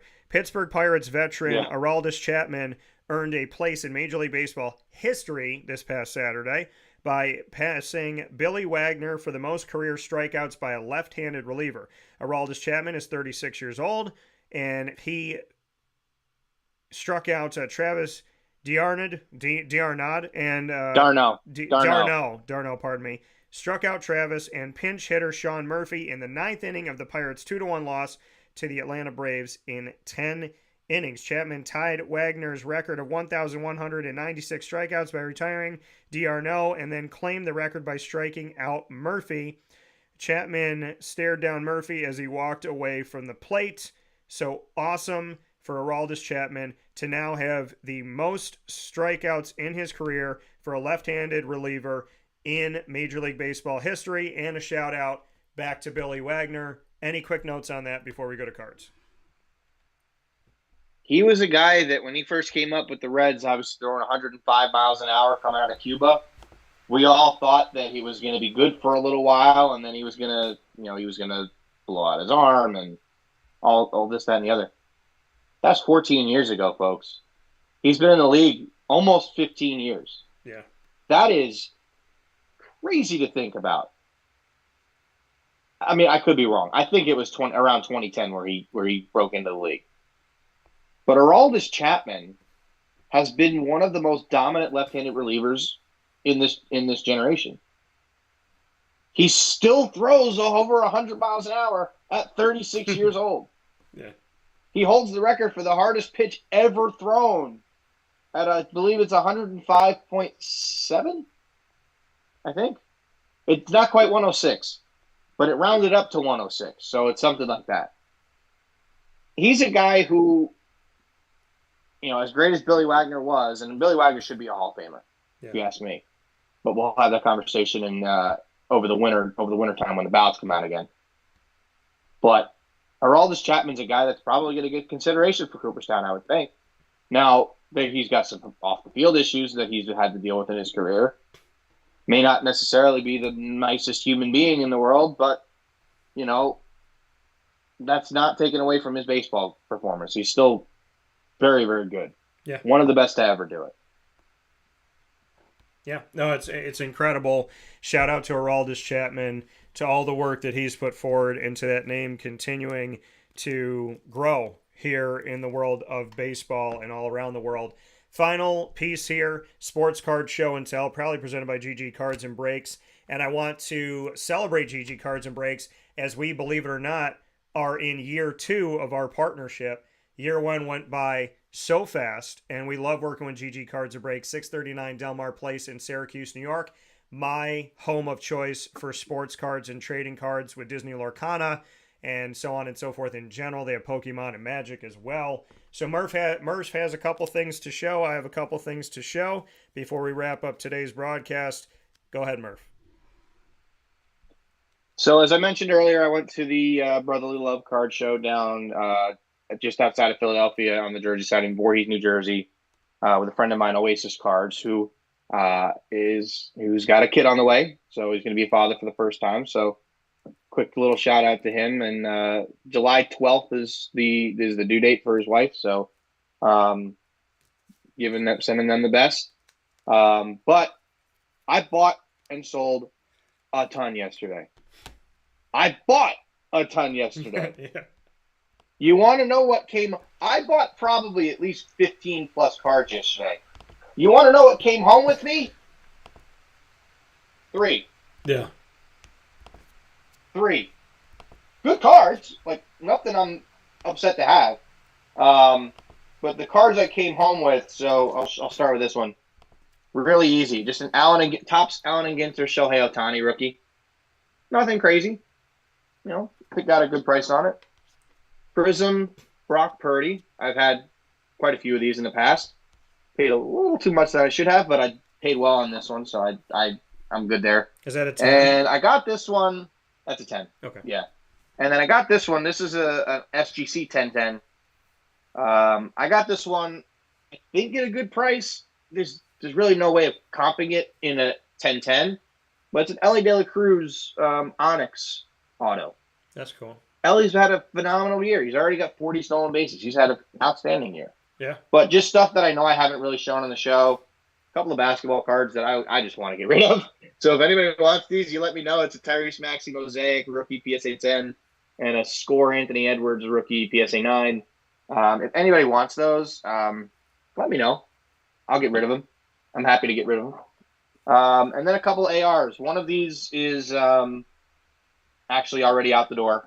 It's got to get mailed out today. So I won't have it past today. But one of them, this is not the one that's been sold. This is just an absolute RPA out of 199. Yeah. I think. Yep, out of 199. Great card. It's hard to touch his stuff at a reasonable price. This was the only card I bought last week. I actually think I showed it on the show last week, to be quite honest. I might have. But, and then we got this. I didn't even realize this is number. It's 69 out of 99. That's funny. But it's a Prism Anthony Richardson RPA out of 99. This has already been sold. I'm just waiting on the guy to send me the money. But that will be likely getting mailed out today. If it does fall through, it will be for sale again. Yeah. But it's a guy I've done deals with before. I trusted him, so I did put it out at the show yesterday. So I already have the handshake agreement made. So, as soon as I get the money from him, it'll be getting sent out. But yeah, great show yesterday. Sold so much stuff. My case is practically empty. There is not much left in here. Yeah. And yeah, I'm okay with that. I got a big credit card bill to pay off, and I got 78 cards of PSA right now, so that helps. Well, I appreciate you showing those. I'm going to show these quick. I did a box break yesterday, my most recent box break, proudly presented by GG Cards and Breaks, from a 2023 Panini Contenders NFL. So we got a rookie here. This is the rookie Stallions, Bijan Robinson. We have a rookie Stallions, Zach Charbonnet. We have a draft class rookie card of Jaden Reed. That's a good one. We have a numbers insert round 3 dual rookie card of Hendon Hooker and Trey Tucker. We have draft class throwbacks, one a bronze insert here, one of Adrian Peterson, one of Emmitt Smith, and the one that I held to the end to show you is probably the best patch card I've ever pulled from anything at GG Cards and Breaks. This is a dual patch, dual rookie insert of two good rookies, one that I covered in college, a Will Levis, Tajay Spears, dual rookie card, rookie ticket, dual patch card. That's cool. So I got that. That is cool. And then these have not been shown. Apparently, Bowman U did not get the rights to use logos from the colleges until 2022-23. I'm thinking 2021-22, they couldn't put the team logo on here, but these are still the first cards of any of these players. So I have Caleb Love's first card, his first Bowman here. I have Dior Johnson's insert from Bowman U. I have Hunter Salas insert here. We have RJ Davis's first card in college. We have Armando Bacot's first card. We have my guy Drew Timmy's first card from Gonzaga, and I pulled these both from the same box, baby. I got the first ever cards of brothers and Syracuse players, Jimmy and Buddy Boeheim. Hey, there you go. So, got some really cool stuff from Bowman in another box break that I did off the air. You can go and watch all of our card breaks by going to youtube.com/wakeupcalldt. Click subscribe, hit the notification bell, and go to the card break playlist, all presented by GG Cards and Breaks. Murph, as always, it has been my pleasure and privilege. Realignment, this conversation, one of the best we've had. And we could have easily, this went 2 hours, we could have easily let this thing go 4 hours. So I appreciate you being here today, as always, and I look forward to our next one. Absolutely, my friend. We will talk with you soon. All right, take care and enjoy golfing today. I hope you have your best day out there. I will. It's supposed to be gorgeous out there. All right, man. Well, be good and take care. Yes, sir. That coming from Brendan Murphy here on Wake Up Call with Dan Tortora, where sports truly meets that thing called life. We're going to take a step aside for a fast break inside of the Heritage Hill Studios. We appreciate Murph being with us, and we appreciate you being with us, as today is officially College Realignment, what I'm calling Move-In Day, and Move-In Day happening for the ACC, for the American Athletic, for the SEC. If you're wondering why, once again, we haven't brought up what's going on in the additions to the Big 12 and the Big 10, that is because their official move-in day does not happen until August 2nd of this year. It's a month and a day later because that's what those conferences agreed upon. Typically, July 1st is the realignment date for any conference, but in the case of the Big 10 and the Big 12, their agreement was that the moves would happen on August 2nd. So we will be making those announcements of College Realignment Move-In Day Part 2 from this year on August 2nd. So we're going to take a step aside for a fast break here on Wake Up Call with Dan Tortora. A lot of great news, a lot of great things happening, and I'm going to share my article on social media. It was written back almost 2 years to the date. July 6, 2022, I wrote what was going on in College Realignment. I wrote what I thought should happen. I wrote what I thought could happen and predicted what might happen. And that article ties into everything we talked about on today's show and everything Brendan had to say for the most part, not even knowing what I had written in that article. So pretty crazy how that all has come full circle. And that article that I wrote back almost 2 years ago is definitely pertinent to the times and worth the read. I'll be sharing that on our social media today so that you can go and read it again or read it for the first time. With that being said, we'll take a step aside for a fast break. We'll be back here on Wake Up Call inside of the Heritage Hill Studios right after this. In these unique times, there are those in our community that give us a sense of normalcy and positivity. Pizza Man on 50 Oswego Street in Baldwinsville has been here for you for over 35 years and is here now. Call 315-638-1234 or order online at pizzamanbville.com to bring those familiar tastes into your home. And remember to come see our monthly on-site broadcasts centered around the community and our Baldwinsville Bees. Pizza Man in Baldwinsville. Any way you slice it, they are always here for you.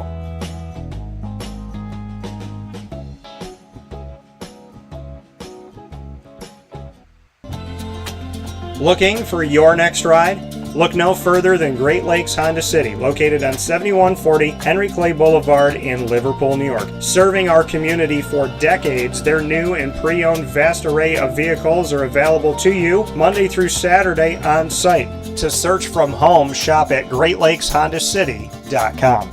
Call 315-365-5576 to set up an appointment. That's 315-365-5576 for Great Lakes Honda City, 7140 Henry Clay Boulevard in Liverpool, New York. Great cars, great people, Great Lakes.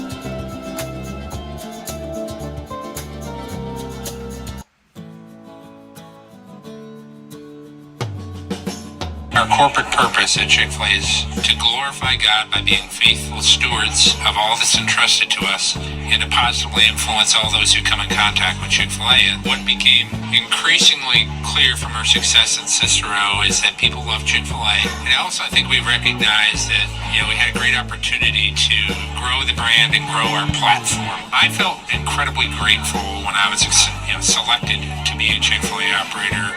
I think what it's meant for me, what I've come to realize on a very deep level is that this is a calling for me. It's not a career, it's not a job. The Lord called me to be a Chick-fil-A operator and to use these restaurants to glorify Him and to positively influence other people.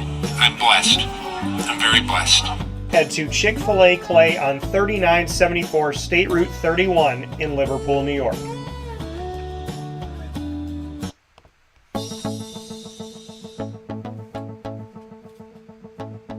Avicoli's, located on the corner of Route 57 and Wetzel Road in Liverpool, New York, has been your trusted neighbor for decades. Located just steps from Liverpool High School, we're happy to have the Liverpool Warriors on-site, on-location broadcast at Avicoli's through Wake Up Call with Dan Tortora every single month, featuring student athletes, coaches, and administration throughout the year from Liverpool High School. Head out to Avicoli's today on the corner of Route 57 and Wetzel Road in Liverpool, New York, open Tuesday through Sunday for lunch, dinner, and drinks. We'd love to see you out there, and of course you can call them at 315-622-5100 for takeout, delivery, and catering. That's 315-622-5100, and also find them on myavicolis.com. That's myavicollis.com.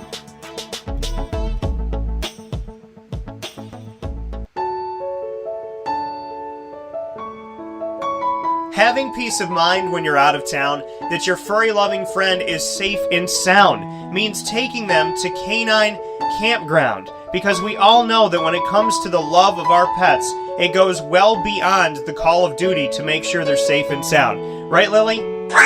So take a ride to 242 Johnson Street in East Syracuse, New York, and see Canine Campground and where your dog will be staying, in the classic cabin, the executive cabin, the grand cabin, or of course the luxury cabin, because if you know Lily, you know she loves luxury.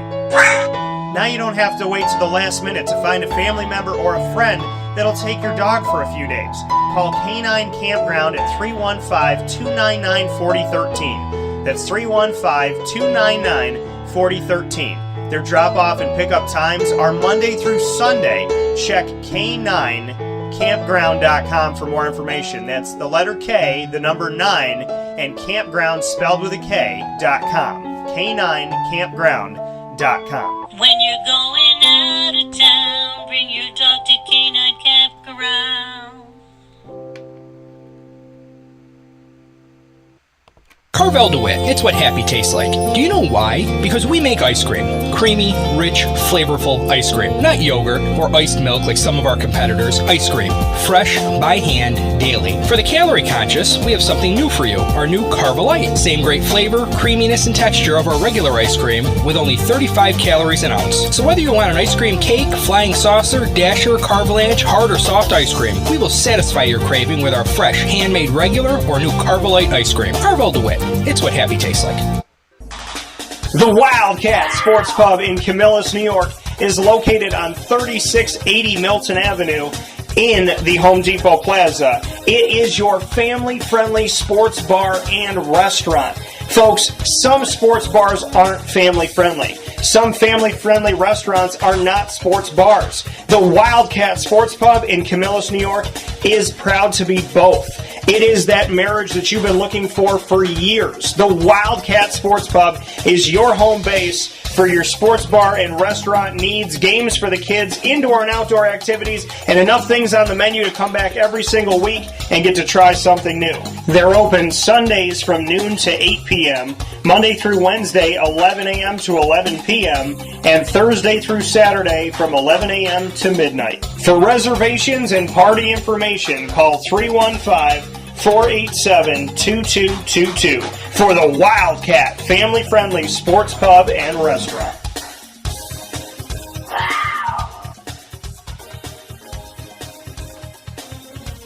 GG Cards and Breaks. Like, comment, subscribe.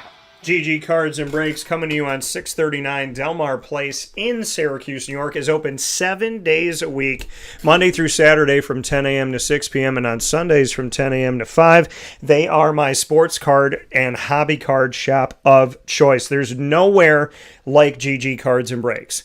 And why do I say that? Because a team led by Josh and Anthony, they just have a different way that they approach things. They have that big kid spirit.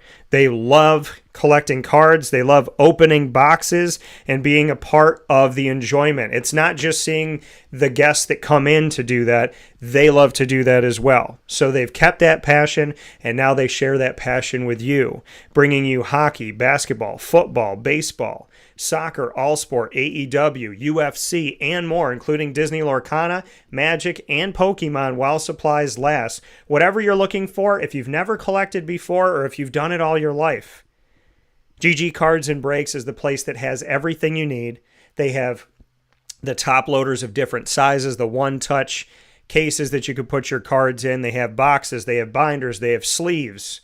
Everything that you need, from being a first-time collector to being someone that's adding to your collection, it can be found at GG Cards and Breaks with fantastic singles, new arrivals, graded cards, boxes, and packs changing all throughout the year. You never know what they're going to have. That's why you got to get in there today. GG Cards and Breaks, 639 Delmar Place in Syracuse, New York. Go and find them Monday through Saturday from 10 a.m. to 6 p.m. and on Sundays from 10 to 5. That being said, Wake Up Call with Dan Tortora from here inside of the Heritage Hill Studios. You know that Heritage Hill is a wonderful, wonderful establishment. So many of you have gone out there. I love the fact that they're local. They're making things right there at Palladino Farms. They are putting together their incredible creations at their brewery. The packaging of the brews that they have, the long list of things that they offer, the eclectic, just all these different tastes that can really reach anybody. Heritage Hill is so special, it's so unique, and it's so local here to our community. I love how big they are, how much they've grown, and I love that they've done it right here in Central and Upstate New York. So make sure that you head out to Heritage Hill Brew House out in Pompey on 3149 Sweet Road and see what I call God's paintbrush on that landscape of the beautiful rolling hills and just awesome nature that is out there that you'll find at the Brew House. And if you can have events out there as well, they have so many unique buildings and just a great space to walk around the property of Heritage Hill Brew House. And their newest location, bringing the Brew House to you, to your doorstep, Heritage Hill North, that you will find on 628 South Main Street in North Syracuse, right at Sweetheart Corner. It is the exclusive home of Wake Up Call's Spotlight Specials with CNS, Cicero North Syracuse, and the North Stars. We don't bring CNS to any other location. We bring them right to Heritage Hill North. We started it a few months ago and have already had an incredible time with incredible stories being told. And we're going to be doing something coming up here very soon as well, which I'm so excited about. This Friday, July 5th, I will be welcoming CNS girls lacrosse representatives that are coming off of that state championship team here in New York State and also getting individual honors. I cannot wait to do that show with Gabby and with Stephanie. And I look forward to seeing you out there. Heritage Hill North, 628 South Main Street in North Syracuse at Sweetheart Corner this Friday, July 5th at 6 p.m. honoring CNS North Stars girls lacrosse. And of course, our CNS home is at Heritage Hill North. So having the conversation with Murph today and speaking on realignment, there's been a lot that we've had here on the show. And that 2 hours flew by in the conversation on realignment. It was absolutely so much fun, as it always is with Murph, to discuss all of these things. There's more conversation to be had, and I definitely want y'all to read that article. I'm very, very happy to share it again. Like I said, almost 2 years to the day that I wrote it. I wrote the article on July 6, 2022, and then migrated the article from our old website to our new website. They're both wakeupcalldt.com. We just went to a new place and a new provider, and I want to thank our old provider for all the work that they did for over a decade to help me make wakeupcalldt.com possible. And I want to give a shout out to our new provider for just being absolutely amazing. And I cannot thank you enough for that support that they've done and the incredible stuff that we get to work with wakeupcalldt.com reimagined. So I do want to get to a couple notes here before we finish up today's show. Former New Orleans Saints, and I want to thank ESPN for some of the stories that we've talked about, taking some of this information that was shared by ESPN. So I want to give them credit where credit's due. Former New Orleans Saints safety Steve Gleason with this story as well. He's been selected to receive the 2024 Arthur Ashe Courage Award at the ESPYs. And the award is given to individuals, quote, whose contributions transcend sports, end quote. Recipients of the award, which was first given out in 1993, are intended to reflect the spirit of Arthur Ashe and possess strength, courage, and willingness to stand up for their beliefs in the face of adversity. Wow, there's a lot of Christians I could think about in this world. Quote, over the past 13 years, I've been documenting our journey with ALS. My aim has always been to see if we can discover peace and freedom with a love of life in the midst of extreme adversity. Being recognized at the 2024 ESPYs is not just an honor, but a powerful platform to further help and serve others. Thank you, ESPN, for this incredible accolade, end quote, Gleason wrote in a statement that was posted on Instagram. So Steve Gleason, a standout special teams player for the Saints, played from 2000 to 2008 with them, was diagnosed with ALS, which is also known as Lou Gehrig's disease, and specifically amyotrophic lateral sclerosis is what ALS stands for. He was diagnosed back in 2011. ALS is a progressive neurodegenerative disease that affects nerve cells in the brain and spinal cord, eventually robbing a person of the ability to move, talk, or breathe. The disease is considered terminal, and currently there is no cure. Steve Gleason is 47 years old. His wife, Michelle, founded the nonprofit organization Team Gleason. Following his diagnosis, Team Gleason's mission is to improve life for others living with ALS by providing technology, equipment, and support services. The Steve Gleason Act was passed in 2018 to ensure the availability of life-sustaining communication devices such as eye tracking technology that allows individuals like Gleason to communicate using only their eyes.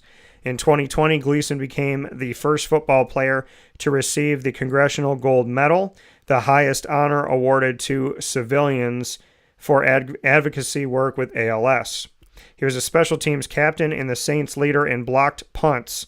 He was most known on the field for his block punt against the Atlanta Falcons in the Saints' first game back after the Superdome reopened in 2006. I was down there for Katrina relief before that happened in May of 2006. Following Hurricane Katrina, a statue depicting the moment was erected on the Superdome concourse of 2014. A documentary about Gleason's life titled Gleason premiered at the Sundance Film Festival in 2016. His memoir, A Life Impossible, which was co-written with Jeff Duncan, was released in April. It was also announced on this past Thursday, so that'd be June 27th, that University of South Carolina women's basketball coach Dawn Staley will receive the Jimmy V Award for Perseverance, and Prince Harry, the Duke of Sussex, will receive the Pat Tillman Award for Service. The 2024 ESPYs, hosted by Serena Williams, will air live Thursday, July 11th at 8 p.m. Eastern Time on ABC. Once again, I want to thank ESPN for their coverage of the Arthur Ashe Award and Steve Gleason. Why is this so important to me? Well, first and foremost, anybody that's being affected by anything or suffering from anything, I pray for their peace. I pray for their healing. I pray for healing completely and for good. And no matter what, healing through God himself, and to handle well whatever comes our way, including what's in and out of our control. I also pray for miracles, as I know that they have happened in my life, and I hope that they continue to happen in this world by the grace of God. And I have a friend and a brother, someone who is absolutely so close to me, that would be standing up with me if I was to be married anytime soon. Jim Sikowski, the owner-operator of Chick-fil-A Cicero and Chick-fil-A Clay, somebody who I love dearly and think about every day, pray for him every day, love his family. Shout out to Betty and Hunter and Jack and Sam and the whole family, to his brother who's been on the show. There's so much to be said about Jimmer and the Sikowskis, to Tim Green and his fight against ALS. So, you know, this Steve Gleason story hits home for me very much so, with my love and appreciation for my brother, my true brother. I don't even know if brother's a strong enough word for Jimmer Sikowski in my life. So prayers to continuing to upgrade our technology, to find a cure, to battle this back, to defeat ALS, and no matter what happens, to defeat ALS with our spirit, and with the power of God, for miracles to happen and continue to happen for Tim Green, for Steve Gleason, for Jimmer Sikowski, and anyone dealing with this or with anything. My prayers and my love go out to all of you fighting anything, including Nan, including my Feeney D, and I pray for you all. So God bless, no stress, do your best to everybody. We're going to take our final step aside here on Wake Up Call with Dan Tortora. My prayers continue for the dogs out there too, for Chummy, for Remy, and I just send my love to everybody that needs it. I pray for a miracle and for God to help you sustain, help you to thrive, and help you to make it past anything that stands in your way, including ALS. God bless you all, truly. We'll be back in the Heritage Hill Studios right after this.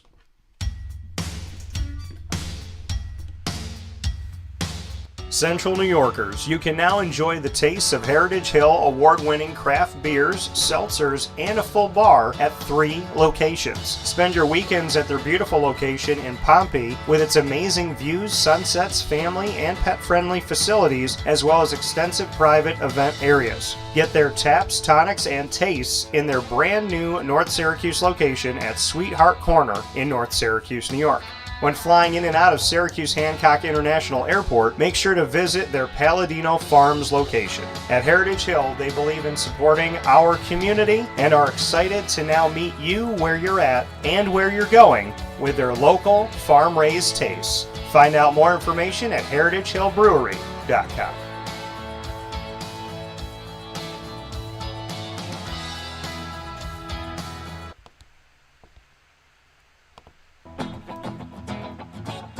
Hi, this is Amy from Mother's Cupboard, home of the whole frittata. We are open daily 6 a.m. to 1:30 p.m. For takeout orders, call 315-432-0942 and tune in to Wake Up Call with Dan Tortora for our monthly food challenge and try our Wake Up Call signature menu item available 7 days a week. Here at Mother's Cupboard, we are Central New York, and it's our honor to serve you. Ma and Pa's Kettle Corn and Popcorn Factory remind us that every day is worth celebrating at 201 7th North Street in Liverpool, New York. Open Monday through Saturday in-store and always online at maandpaspopcorn.com. Serving our Central New York community and beyond, order anywhere, anytime at maandpaspopcorn.com. Stop in to get a tin at Ma and Pa's on 201 7th North Street in Liverpool, New York to get your half-price refills for the rest of your life.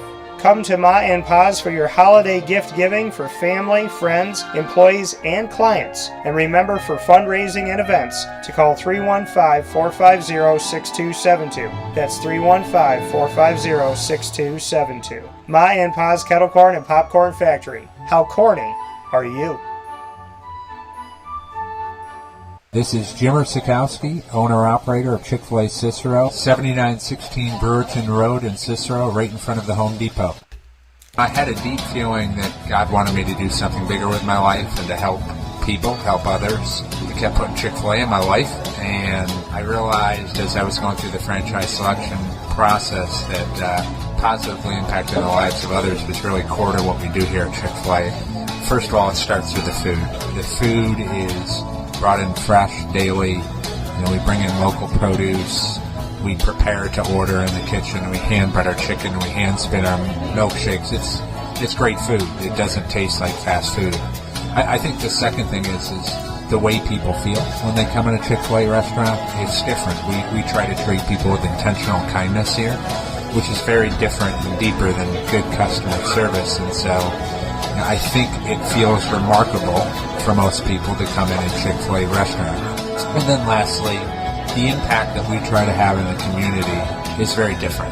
It's a big part of the expectation of every operator of a Chick-fil-A restaurant is that they're actively engaged in their community, they're a leader in the community, and they're making a difference. When they realize that what we're striving to do is to shine a little light in their life, that's a very, very different experience than you will have in any other quick service restaurant. And it's that remarkable experience that I think people will emotionally connect with. Welcome back here to Wake Up Call with Dan Tortora, where sports truly meets that thing called life inside of the Heritage Hill Studios. It is time to thank you, as always, for being with us on YouTube.com and Facebook.com, both /WakeUpCallDT, around the country and the world, up and down the East Coast, the Midwest, the West Coast, and all around the globe. Want to thank, obviously, my home of Syracuse and Central and Upstate New York, and, of course, my second home of Florida, and I would say other places that we're deeply connected to, like Pennsylvania, North Carolina, and beyond. We appreciate you being with us on YouTube.com /WakeUpCallDT, Facebook.com /WakeUpCallDT, as well as on WakeUpCallDT.podbean.com, wherever you are and however you're connecting to us up and down the Midwest, up and down the East Coast, the Midwest, the West Coast, and all around the globe. I cannot thank you enough, and I appreciate you all, no matter where you're from. It means the world to me. So thank you for your support and thank you for your love. With that being said here, I also want to thank everybody that's joined us on Amazon Music, Audible, iHeartRadio, iTunes, and Apple Podcasts, Player FM, Podbean, Podchaser.com, Podvine, Spotify, TuneIn, and YouTube. However you've linked up with the show, thank you so much for your positivity. Thank you for following us, listening to us, watching us. Make sure you click subscribe, click follow on any one of these channels so that you never miss a broadcast that we add to any of these again. And I do want to make a note that I am so proud and so thankful for the fact that we're not only carried on all of these, but that we have the opportunity to constantly add to them. And I'm just very thankful to be able to be on all of these outlets. So thank you for your support. Thank you for your love. Thank you for your positivity. And thank you for continuing to click that subscribe button and that follow button and to join me on our many outlets. A big time thanks to our incredible partners. This graphic that you're seeing on YouTube and Facebook has extended again. And so we've had to create space for this. So our incredible partners in Central and Upstate New York, this list has grown. And of course, Heritage Hill Brewhouse and Heritage Hill North, our exclusive studio partner, our longest standing partner, Carvel DeWitt, who's been with us for some over 11 years. The Wildcat Sports Pub, who are about to hit 8 years with them. Big time thanks to Canine Camp Dog Daycare and Canine Campground Dog Boarding, who we've spent so many years with at this point. I want to say it's at least 5, if not 6. Avocolis, who I believe this is year 5 or 6. with them. Chick-fil-A Cicero, since they opened. Ma and Pa's Kettle Corn and Popcorn Factory, I believe this is year 6. Great Lakes Honda City, the former Honda City of Liverpool on Henry Clay Boulevard in Liverpool, New York, the only place where I get my vehicles. And Great Lakes Honda City, we've spent a decade together. Mother's Cupboard, believe it or not, we're in year 4, which is insane because the time has just flown. GG Cards and Breaks, we're officially in year 2 today. Pizza Man, I believe we're in year 4 with them. And our newest partners, Brian's Landing, who officially starts today on July 1st of 2024, and Servomation Refreshments Incorporated, which also is welcome to the family today. You see both of their logos in this reimagining of our partners page here on Wake Up Call with Dan Tortora. And of course, we are the exclusive multimedia marketing partner of your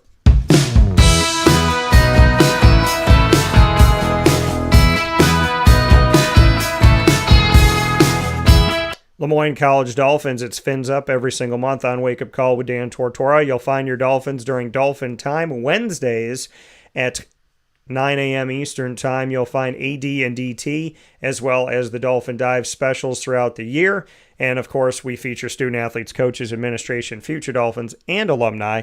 Find all of our coverage with Lemoyne by going to youtube.com/wakeupcalldt. Click subscribe, hit the notification bell, and find the Lemoyne playlist. You'll also find your Dolphins on wakeupcalldt.com's homepage and underneath the exclusive partners tab. For more information, go to lemoynedolphins.com. And as always, Fins Up.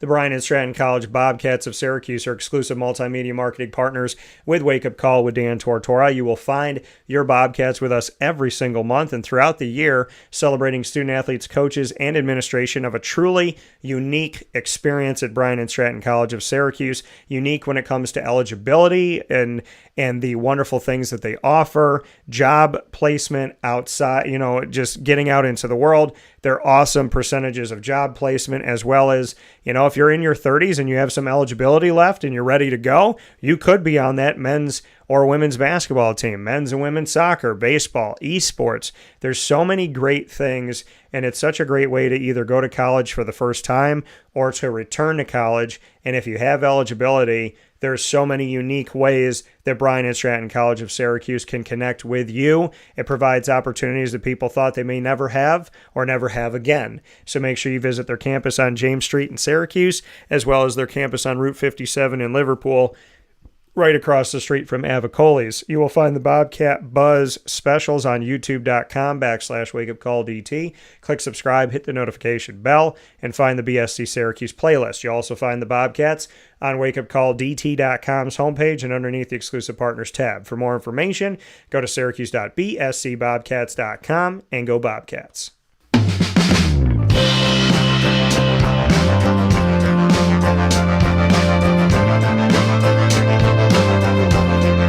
The Binghamton University Bearcats are exclusive multimedia marketing partners with Wake Up Call with Dan Tortora. You will find your Bearcats every single Tuesday during Bearcat Time at 10 a.m. Eastern Time, featuring our specials known as Moments with Marshall each month, with Binghamton University Athletics Director Gene Marshall giving us an inside look at Binghamton University and their athletic programs and athletic department. We just had Gene on to celebrate the fact that Binghamton University has been named one of the top 10 national public Ivy League schools, to show the student side of student athlete, and on the student athlete side combined, a back-to-back Commissioner's Cup for the Binghamton University Bearcats in the America East, as well as success in the NEC, being an associate member for men's tennis, winning the NEC in their first season inside of the NEC for men's tennis. And of course, the Bearcat Break Room monthly specials with student athletes, coaches, and administration. You will find all of our content by going to youtube.com/wakeupcalldt. Click subscribe, hit the notification bell, and find our Binghamton playlist. You'll also find the Bearcats on wakeupcalldt.com's homepage and underneath the exclusive partners tab. For more information, go to bubearcats.com and go Bearcats. With that being said, here on Wake Up Call with Dan Tortora, I want to thank Brendan Murphy for DT and Murphy every Monday here inside of MonPazPopcorn.com's What's Poppin'. And here inside of the Heritage Health Studios, I want to thank you for being a part of the show. Happy move-in day for College Realignment here on July 1st, which is affecting the nation.